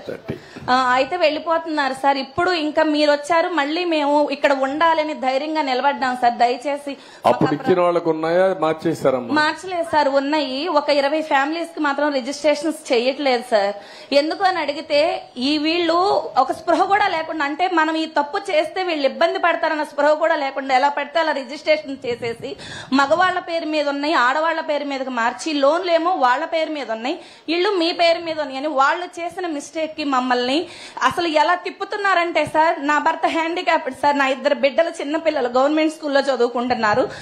మమ్మల్ని ఎలా తిప్పుతున్నారంటే మాకు ఏడుపోటే తక్కువ సార్, ఉన్నామనే కానీ ముద్ద దిగట్లేదు సార్ మా గొంతుల్లోకి. డబ్బులు కట్టి నెల నెల ఈఎంఐలు కట్టుకుంటా బ్యాంకు వాళ్ళు మమ్మల్ని ఒత్తిళ్లు చేస్తున్నారు. ఎందుకు అని అడుగుతుంటే ఏంటి ఎక్కువ మాట్లాడుతున్నావు, మా ఇష్టం వచ్చినప్పుడు చేస్తాం, మాకు సైట్లు రావట్లేదు, సైట్లు వచ్చినప్పుడు మేము చేస్తాం. మొన్న లోకేష్ బాబు గారి దగ్గర కూడా నేను ప్రజా దర్బార్లో చెప్పొచ్చాను సార్ ఈ మాట. దయచేసి మాకు main water problem sir, please మాకు మాత్రం కొంచెం ముందు ఆ వాటర్ ఇస్తే చేద్దామా, చేపిస్తాను. నోట్ చేసుకున్నామా, చేపిస్తాం.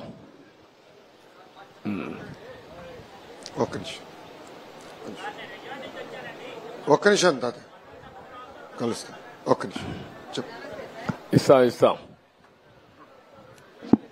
మాట్లాడమ్మా. నమస్తే సార్, నా పేరు స్వర్ణలత సార్.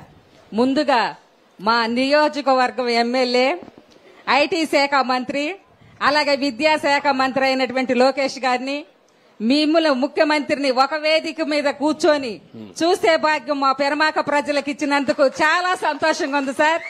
మీరు 4వసారిగా ముఖ్యమంత్రి అయినందుకు చాలా చాలా సంతోషంగా ఉంది సార్. మీరు 3 సార్లు ముఖ్యమంత్రిగా అయినది ఒక లెక్క, ఇప్పుడు ముఖ్యమంత్రిగా అయింది ఒక లెక్క సార్. ఎందుకనంటే గడిచినటువంటి అసెంబ్లీలో జరిగినటువంటి విషయాన్ని చూసుకుంటే అప్పుడున్నటువంటి అధికార పార్టీ, అప్పుడున్నటువంటి అధికార మతంతో మిమ్మల్ని ఒక 3 సార్లు ముఖ్యమంత్రిగా చేసినటువంటి వ్యక్తి అని విలువ ఇవ్వకుండా, ఒక పెద్ద వ్యక్తి గౌరవప్రదమైనటువంటి వ్యక్తి అని మీకు విలువ ఇవ్వకుండా మిమ్మల్ని కించపరుస్తూ, బోనమ్మ గారిని అవమానపరుస్తూ ఆ అసెంబ్లీలో ఒక రామన కాష్టలాగా సృష్టించి మిమ్మల్ని అందరినీ కూడా ఆ రోజు మాట్లాడుతుంటే అసెంబ్లీ అంటే ఒక దేవాలయంగా భావించి అసెంబ్లీ జరిగేటప్పుడు ఇప్పుడు మహిళలు మేము కూడా కూర్చొని చూసేవాళ్ళం సార్. అటువంటి పరిస్థితి ఆ రోజుల్లో లేదు. ఆ రోజు మీరు ఒక శబ్దం చేశారు సార్, ఇటువంటి రామనగర్లకు ఉన్నటువంటి ఈ యొక్క దాంట్లో నేను ఉండను, మళ్ళీ గౌరవ సభకు నేను వస్తానని చెప్పేసి మీరు వచ్చారు సార్. అది చూసినప్పుడు మాకు చాలా బాధ కలిగింది. మేమందరం కూడా తాడాపల్లి మహిళలందరం కూడా ఒక శబ్దం తీసుకున్నాం సార్, పసుపు శబ్దం అని. మిమ్మల్ని మీరు ఎలాగైతే ఆ గౌరవ సభకు గౌరవంగా వెళ్తారన్నారో అదే రీతిగా గౌరవంగా ముఖ్యమంత్రి స్థానంలో మిమ్మల్ని పంపించాలని మేము శబ్దం కొట్టాం. అదే విధంగా ఇప్పుడు ఎలక్షన్ లో ఊహించని రీతిగా ఎంతో అత్యధిక మెజార్టీనిచ్చి ప్రజలు మిమ్మల్ని ముఖ్యమంత్రి స్థానంలో నుంచోబెట్టినందుకు మాకు చాలా సంతోషంగా ఉంది సార్. ఇంకొక విషయం సార్, మా ఎస్సీ మహిళ అయినటువంటి వంగల్పూడి అనిత గారికి హోమ్ మినిస్టర్ ఇచ్చారు, చాలా సంతోషం. గత ప్రభుత్వం కూడా ఇచ్చింది సార్ హోమ్ మినిస్టర్, కానీ ఆమె సీటుకే పరిమితమైంది. మహిళలకు ఏం చేసింది లేదు, మహిళల రక్షణ గురించి పట్టించుకున్నది లేదు. అయితే హోమ్ మినిస్టర్ పదవి ఇచ్చి మీరు ఆమెకు పగ్గాలు కూడా ఇచ్చారు సార్. ఆమె మాట్లాడుతుంటే మాలోంచి బూస్ బంప్స్ బయటకు వస్తా ఉంటాయండి, అట్లా మాట్లాడుతూ ఉంటారు. అయితే మీరే హోమ్ మినిస్టర్ అని ఫీల్ అవుతున్నారా? అవుతా సార్, అవుతాం. ప్రతి మహిళ హోమ్ మినిస్టర్ గారే పనిచేశారు సార్ మేము. ఇంకొక విషయం సార్, మన రీసెంట్ గా బాపట్లలో ఒక మహిళపై అత్యాచారం జరిగింది. మన వాళ్ళు 48 గంటల్లోనే వాళ్ళని పట్టుకోవటం జరిగింది సార్. అప్పుడు భువనమ్మ గారు ఒక మాట చెప్పారు, రాష్ట్రంలో ఉన్నటువంటి ప్రతి మహిళలకు కూడా ఎవరికి కూడా ఇబ్బంది కలగటానికి వీల్లేదు, మీకు అండగా మేము ఉంటామని చెప్పారు సార్. గడిచిన ప్రభుత్వంలో మహిళలు ఎన్నో ఇబ్బందులు పడ్డారు. మా తాడాపల్లి పక్కనున్న తాడాపల్లిలో కూడా ఒక ఇన్సిడెంట్ జరిగింది సార్. కానీ ఈ యొక్క ప్రభుత్వంలో మా మహిళకు అటువంటి మంచి రక్షణ మీరు కలిగిస్తారని భరోసా ఇస్తారని ఆశిస్తున్నాను సార్. ఓకే అమ్మా, గుడ్. ఇప్పుడు ఏంటంటే అమ్మా, మీరు మెయిన్ గా ఏంటంటే మహిళలు కూడా చాలా వరకు అసర్టివ్ గా ఉండాలి, అప్రమత్తంగా ఉండాలి.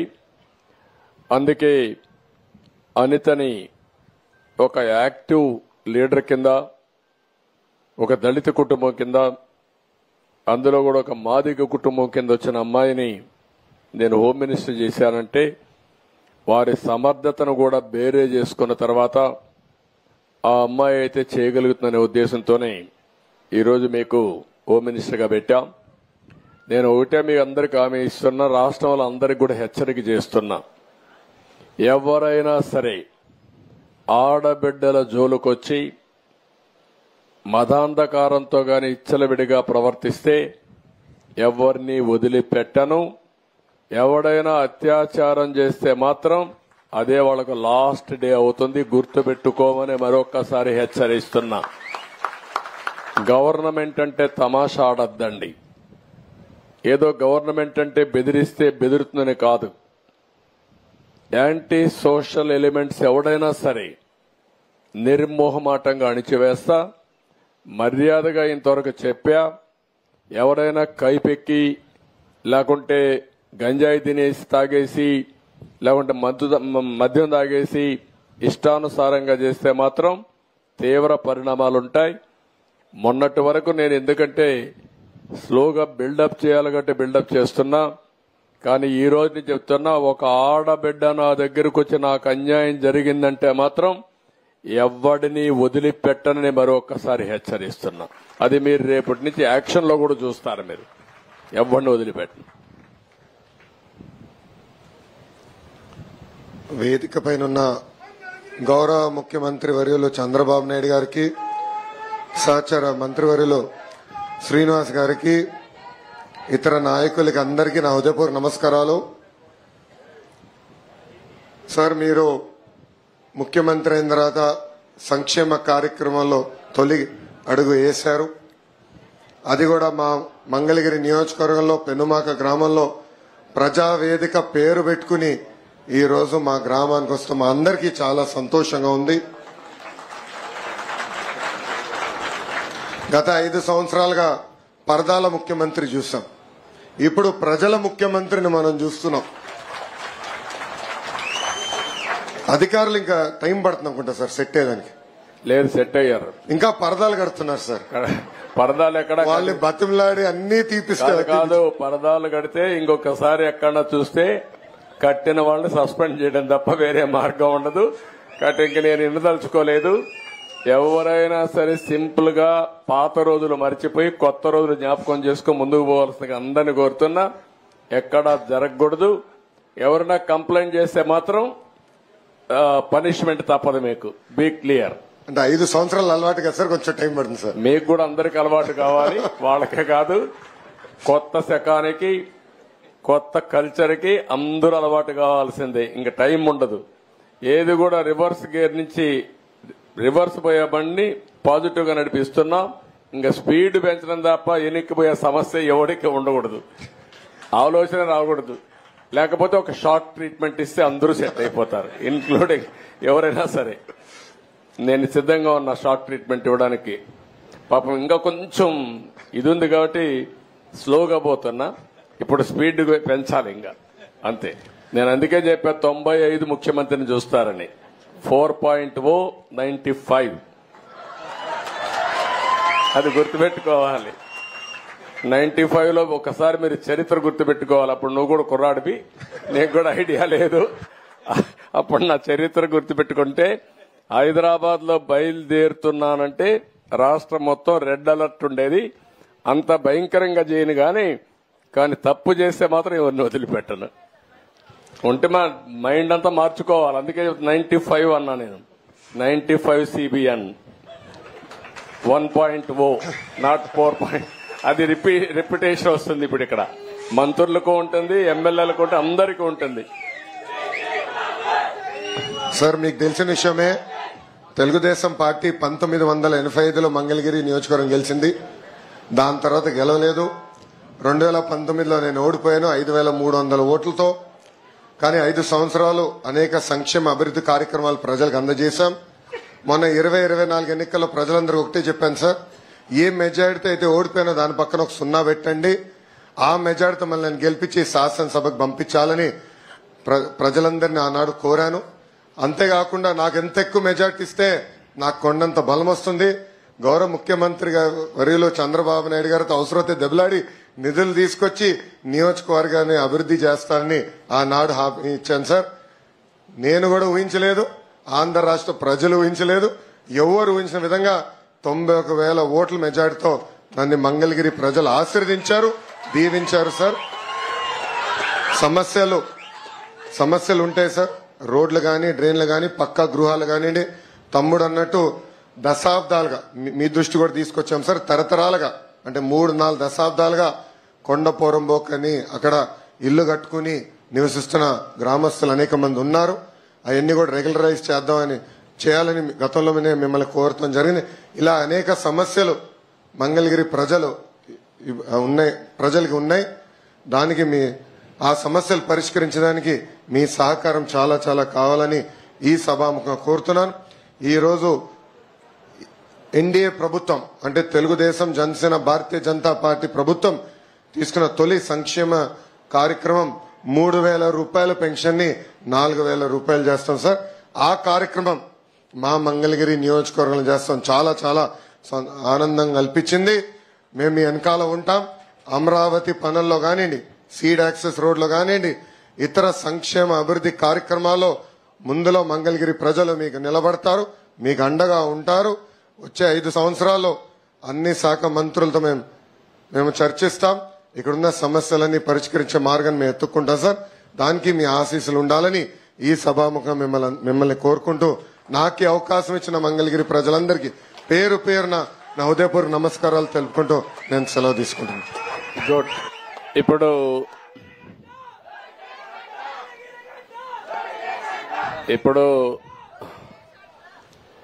ఏదైతే మీ ఎమ్మెల్యే అదే మరి మంత్రి ఇక్కడ చెప్పాడో, నేనేదో లోకేష్ మా కుటుంబ సభ్యుడో అని కాకుండా అతి పెద్ద మెజారిటీతో గెలిపించే నియోజకవర్గంలో 3వ నియోజకవర్గం మంగళగిరి, రాజధానిలో భాగం మంగళగిరి.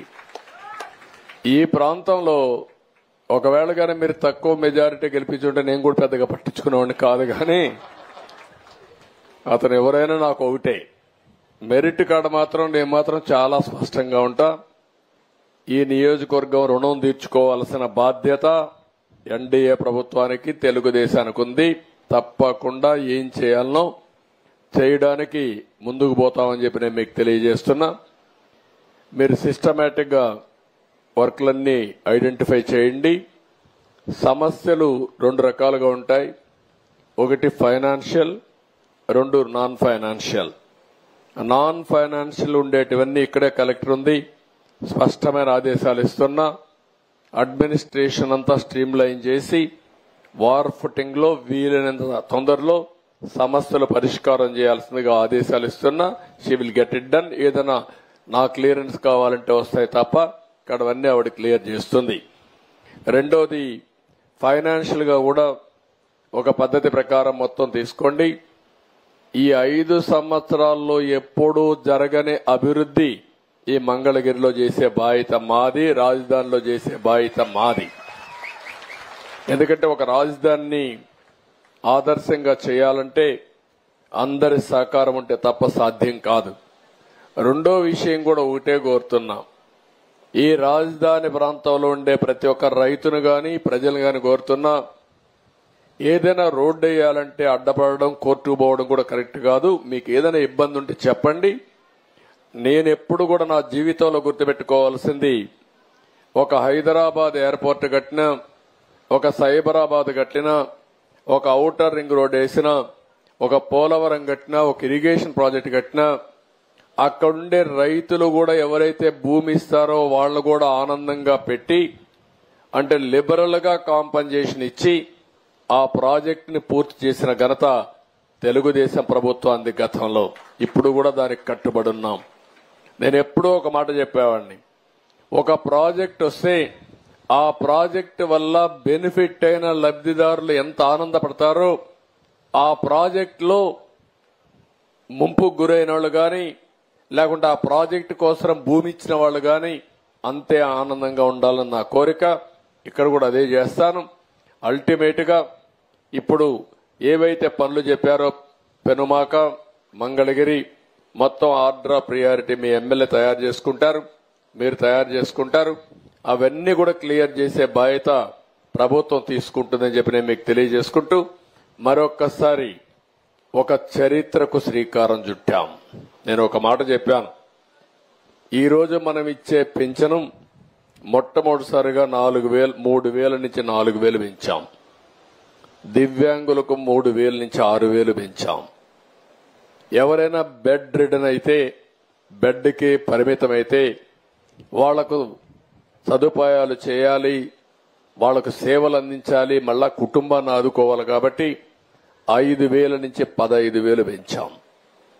దగ్గర 66,31,000 మందికి పింఛన్లు ఇస్తున్నాం. ఈ సమయంలో టెక్నాలజీ సపోర్ట్ తో ఎప్పటికప్పుడు మేము మానిటర్ చేస్తున్నాం. 65 లక్షలకు గాను 17 లక్షల మంది ఇప్పటికే పెన్షన్ డిస్ట్రిబ్యూట్ చేసేశారు.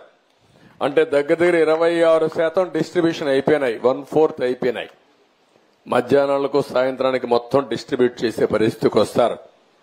అలాంటి కార్యక్రమం మీరు చూస్తే 33,000 దగ్గర మనం ఇచ్చిన కార్యక్రమంలో 33,100 కోట్ల రూపాయలు సంవత్సరానికి ఖర్చు పెడుతున్నాం.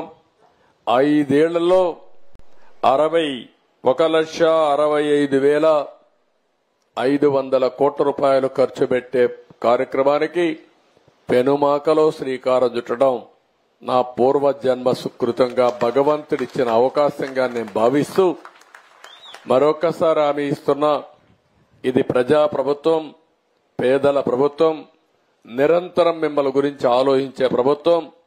ఇలాంటి కార్యక్రమాలు ఎన్నో చేయాలనేది నా ఆలోచన. పేదరికం లేని సమాజానికి శ్రీకారం ఈ పెనుమాకలోనే ఈ రోజే సంకల్పం చేస్తున్నానని చెప్పి కూడా నేను మీకు తెలియజేసుకుంటూ, ఏం చేసినా ఆ దిశగా ఆలోచిస్తాం, ఏం చేసినా పేదవాళ్ళ దృష్టిలో పెట్టుకొని ఆలోచిస్తాం. ఇప్పుడు నేను ఆ ఇంటికి పోయినప్పుడు చూశాను, ఆ ఎవరైతే పాముల నాయక్ అనే వ్యక్తి, ఆయన బాధలు నేను చూశాను, ఇల్లు చూశాను, కానీ నష్టపోయిన విధానం చూశాను. అందుకే ఆయనకు హామీ ఇచ్చాను. ఆ ఇల్లు కూడా ఈ రోజు రేపటి నుంచే ప్రారంభించి ఎంత తొందరలో వీలైతే ఆయనకు కీ ఇచ్చి నాకు వచ్చి చెప్తారు. ఇంట్లో జాయిన్ కావడానికి మీ ఎమ్మెల్యే సమర్థత, అదే మరి ఇక్కడ ఉండే కలెక్టర్ వీళ్ళ యొక్క ఆధ్వర్యంలో మొత్తం పూర్తి చేసి ఇది చేయాలి. అనౌన్స్మెంట్లు కాదు, అనౌన్స్మెంట్ అవుతానే ఎప్పటి లోపల పూర్తి అవుతారో పూర్తి చేసి మళ్లీ నాకు చెప్పాల్సిన బాధ్యత వీళ్ళపైన ఉంది.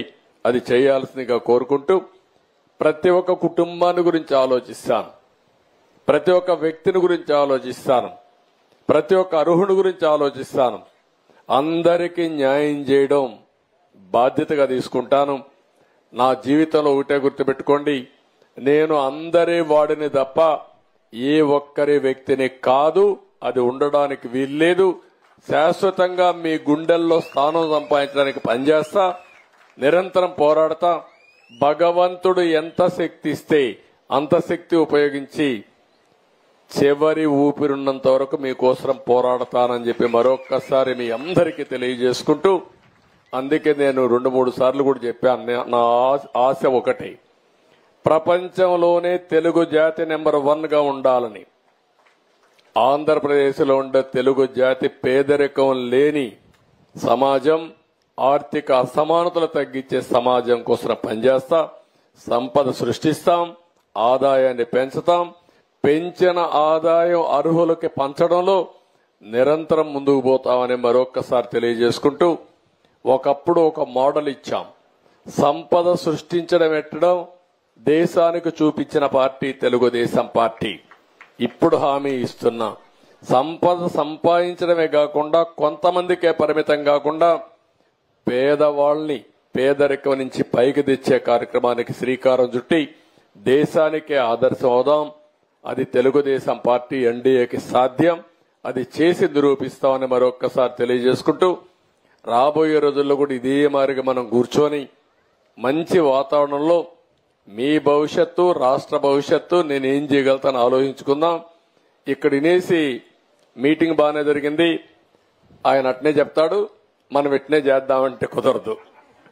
అట్లా కాకుండా నేను చెప్పిన విషయాలు మీరు ఆలోచించుకుని మీరు బాగుపడడానికి ఏం చేయాలో కూడా మీరు ఆలోచించుకోవాలి. గుర్రాన్ని తొట్టి దగ్గర తీసుకుపోతాం, తాగిచ్చలేము. ఆ విషయం మీరు గుర్తుపెట్టుకోండి. అన్ని విషయాలు నేను అండగా ఉంటా. ప్రతి ఒక్కరికి ఎట్లుంటారు మీరు అండగా అనుకోవచ్చు. టెక్నాలజీ ఉంది, ఓపెన్ చేస్తే మీ జాతకం అంతా వస్తుంది. ఇప్పుడు ఉన్నాడు, మీ ఆఫీసర్లు ఉన్నారు. ఏ వ్యక్తి అయితే మీ ఇంటి దగ్గరకు వచ్చి పెన్షన్ ఇచ్చారో, ఏ టైంలో ఇచ్చారో కూడా నేను చూసే అవకాశం ఉంది. ఎంత టైంలో ఇచ్చాడో కూడా చూసే అవకాశం ఉంది. కాబట్టి టెక్నాలజీని ప్రాపర్గా ఉపయోగించుకుంటాం, కానీ మనుషులు మాత్రం రీప్లేస్మెంట్ లేదు. ఆ విషయం కూడా గుర్తుపెట్టుకోవాలి. మనిషే పని చేయాలి. ఇవన్నీ కూడా చేద్దాం. మరొకసారి మనస్ఫూర్తిగా ప్రతి ఒక్కరికి నమస్కారం తెలియజేసుకుంటూ, ప్రత్యేకంగా మా ఆడబిడ్డలందరికీ తెల్లవారితో మీరందరూ కూడా హుషారుగా వచ్చారు, చాలా యాక్టివ్గా పార్టిసిపేట్ చేశారు. ఇక్కడ మాట్లాడిన వాళ్ళలో మగవాళ్ళ కంటే ఆడవాళ్ళు ఎక్కువ మాట్లాడారు. చాలా శుభ సందర్భం ఇది, హ్యాపీయెస్ట్ మూమెంట్. దానికి అందరికీ నమస్కారాలు తెలియజేసుకుంటూ, మళ్ళా ఇక్కడ ఉండే కార్యకర్తలను ఒకటే కోరుతున్నాం, 91,000 గెలిచిపోయామని విర్రవీగిపోతే మళ్ళా ప్రాబ్లం వస్తుంది. దయచేసి అనునిత్యం గుర్తుపెట్టుకోండి, మీరు కూడా సమాజంలో పైకి రావాలి. దానికి నేను సహకరిస్తా. ప్రజలకు మాత్రం మీరు ఎల్లప్పుడూ సేవకులుగానే ఉండాలి, సేవాభావంతో పనిచేయాలి. దానికి పనిచేయాల్సిందిగా మరొకసారి కోరుకుంటూ ప్రతి ఒక్కరికి పేరు పేరున మనస్ఫూర్తిగా నమస్కారాలు తెలియజేసుకుంటూ సెలవు తీసుకుంటున్నా. జై హింద్, జై జన్మభూమి.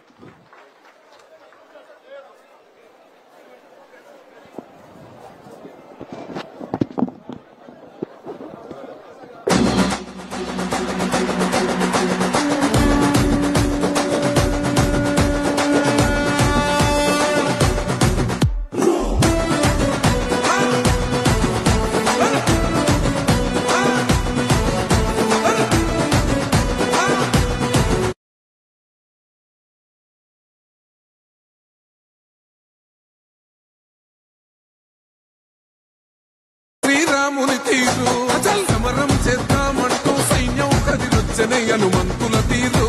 ఇది ఆంధ్రుల పోరు, ఒక యుద్ధం పుట్టింది సీమాంధ్రుల కోసం. ఈ రాక్షస పాలననే చేస్తాము రాగంతం. మీ గద్దులకు నెత్తులను వంచదు మా పౌరుషం. దుమ్ దుమ్ దుమ్ దుమ్ తాం దుంకాడుతాం, దుమ్ములేస్తుంటే పసుపు చెండెగరేస్తాం.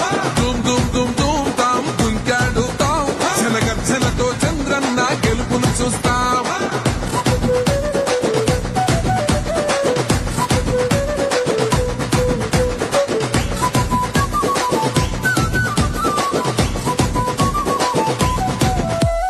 గొంతులు కోసిన కత్తులు లేవా సాక్ష్యం, విలవిలలాడుతూ పోయింది రమా ప్రాణం.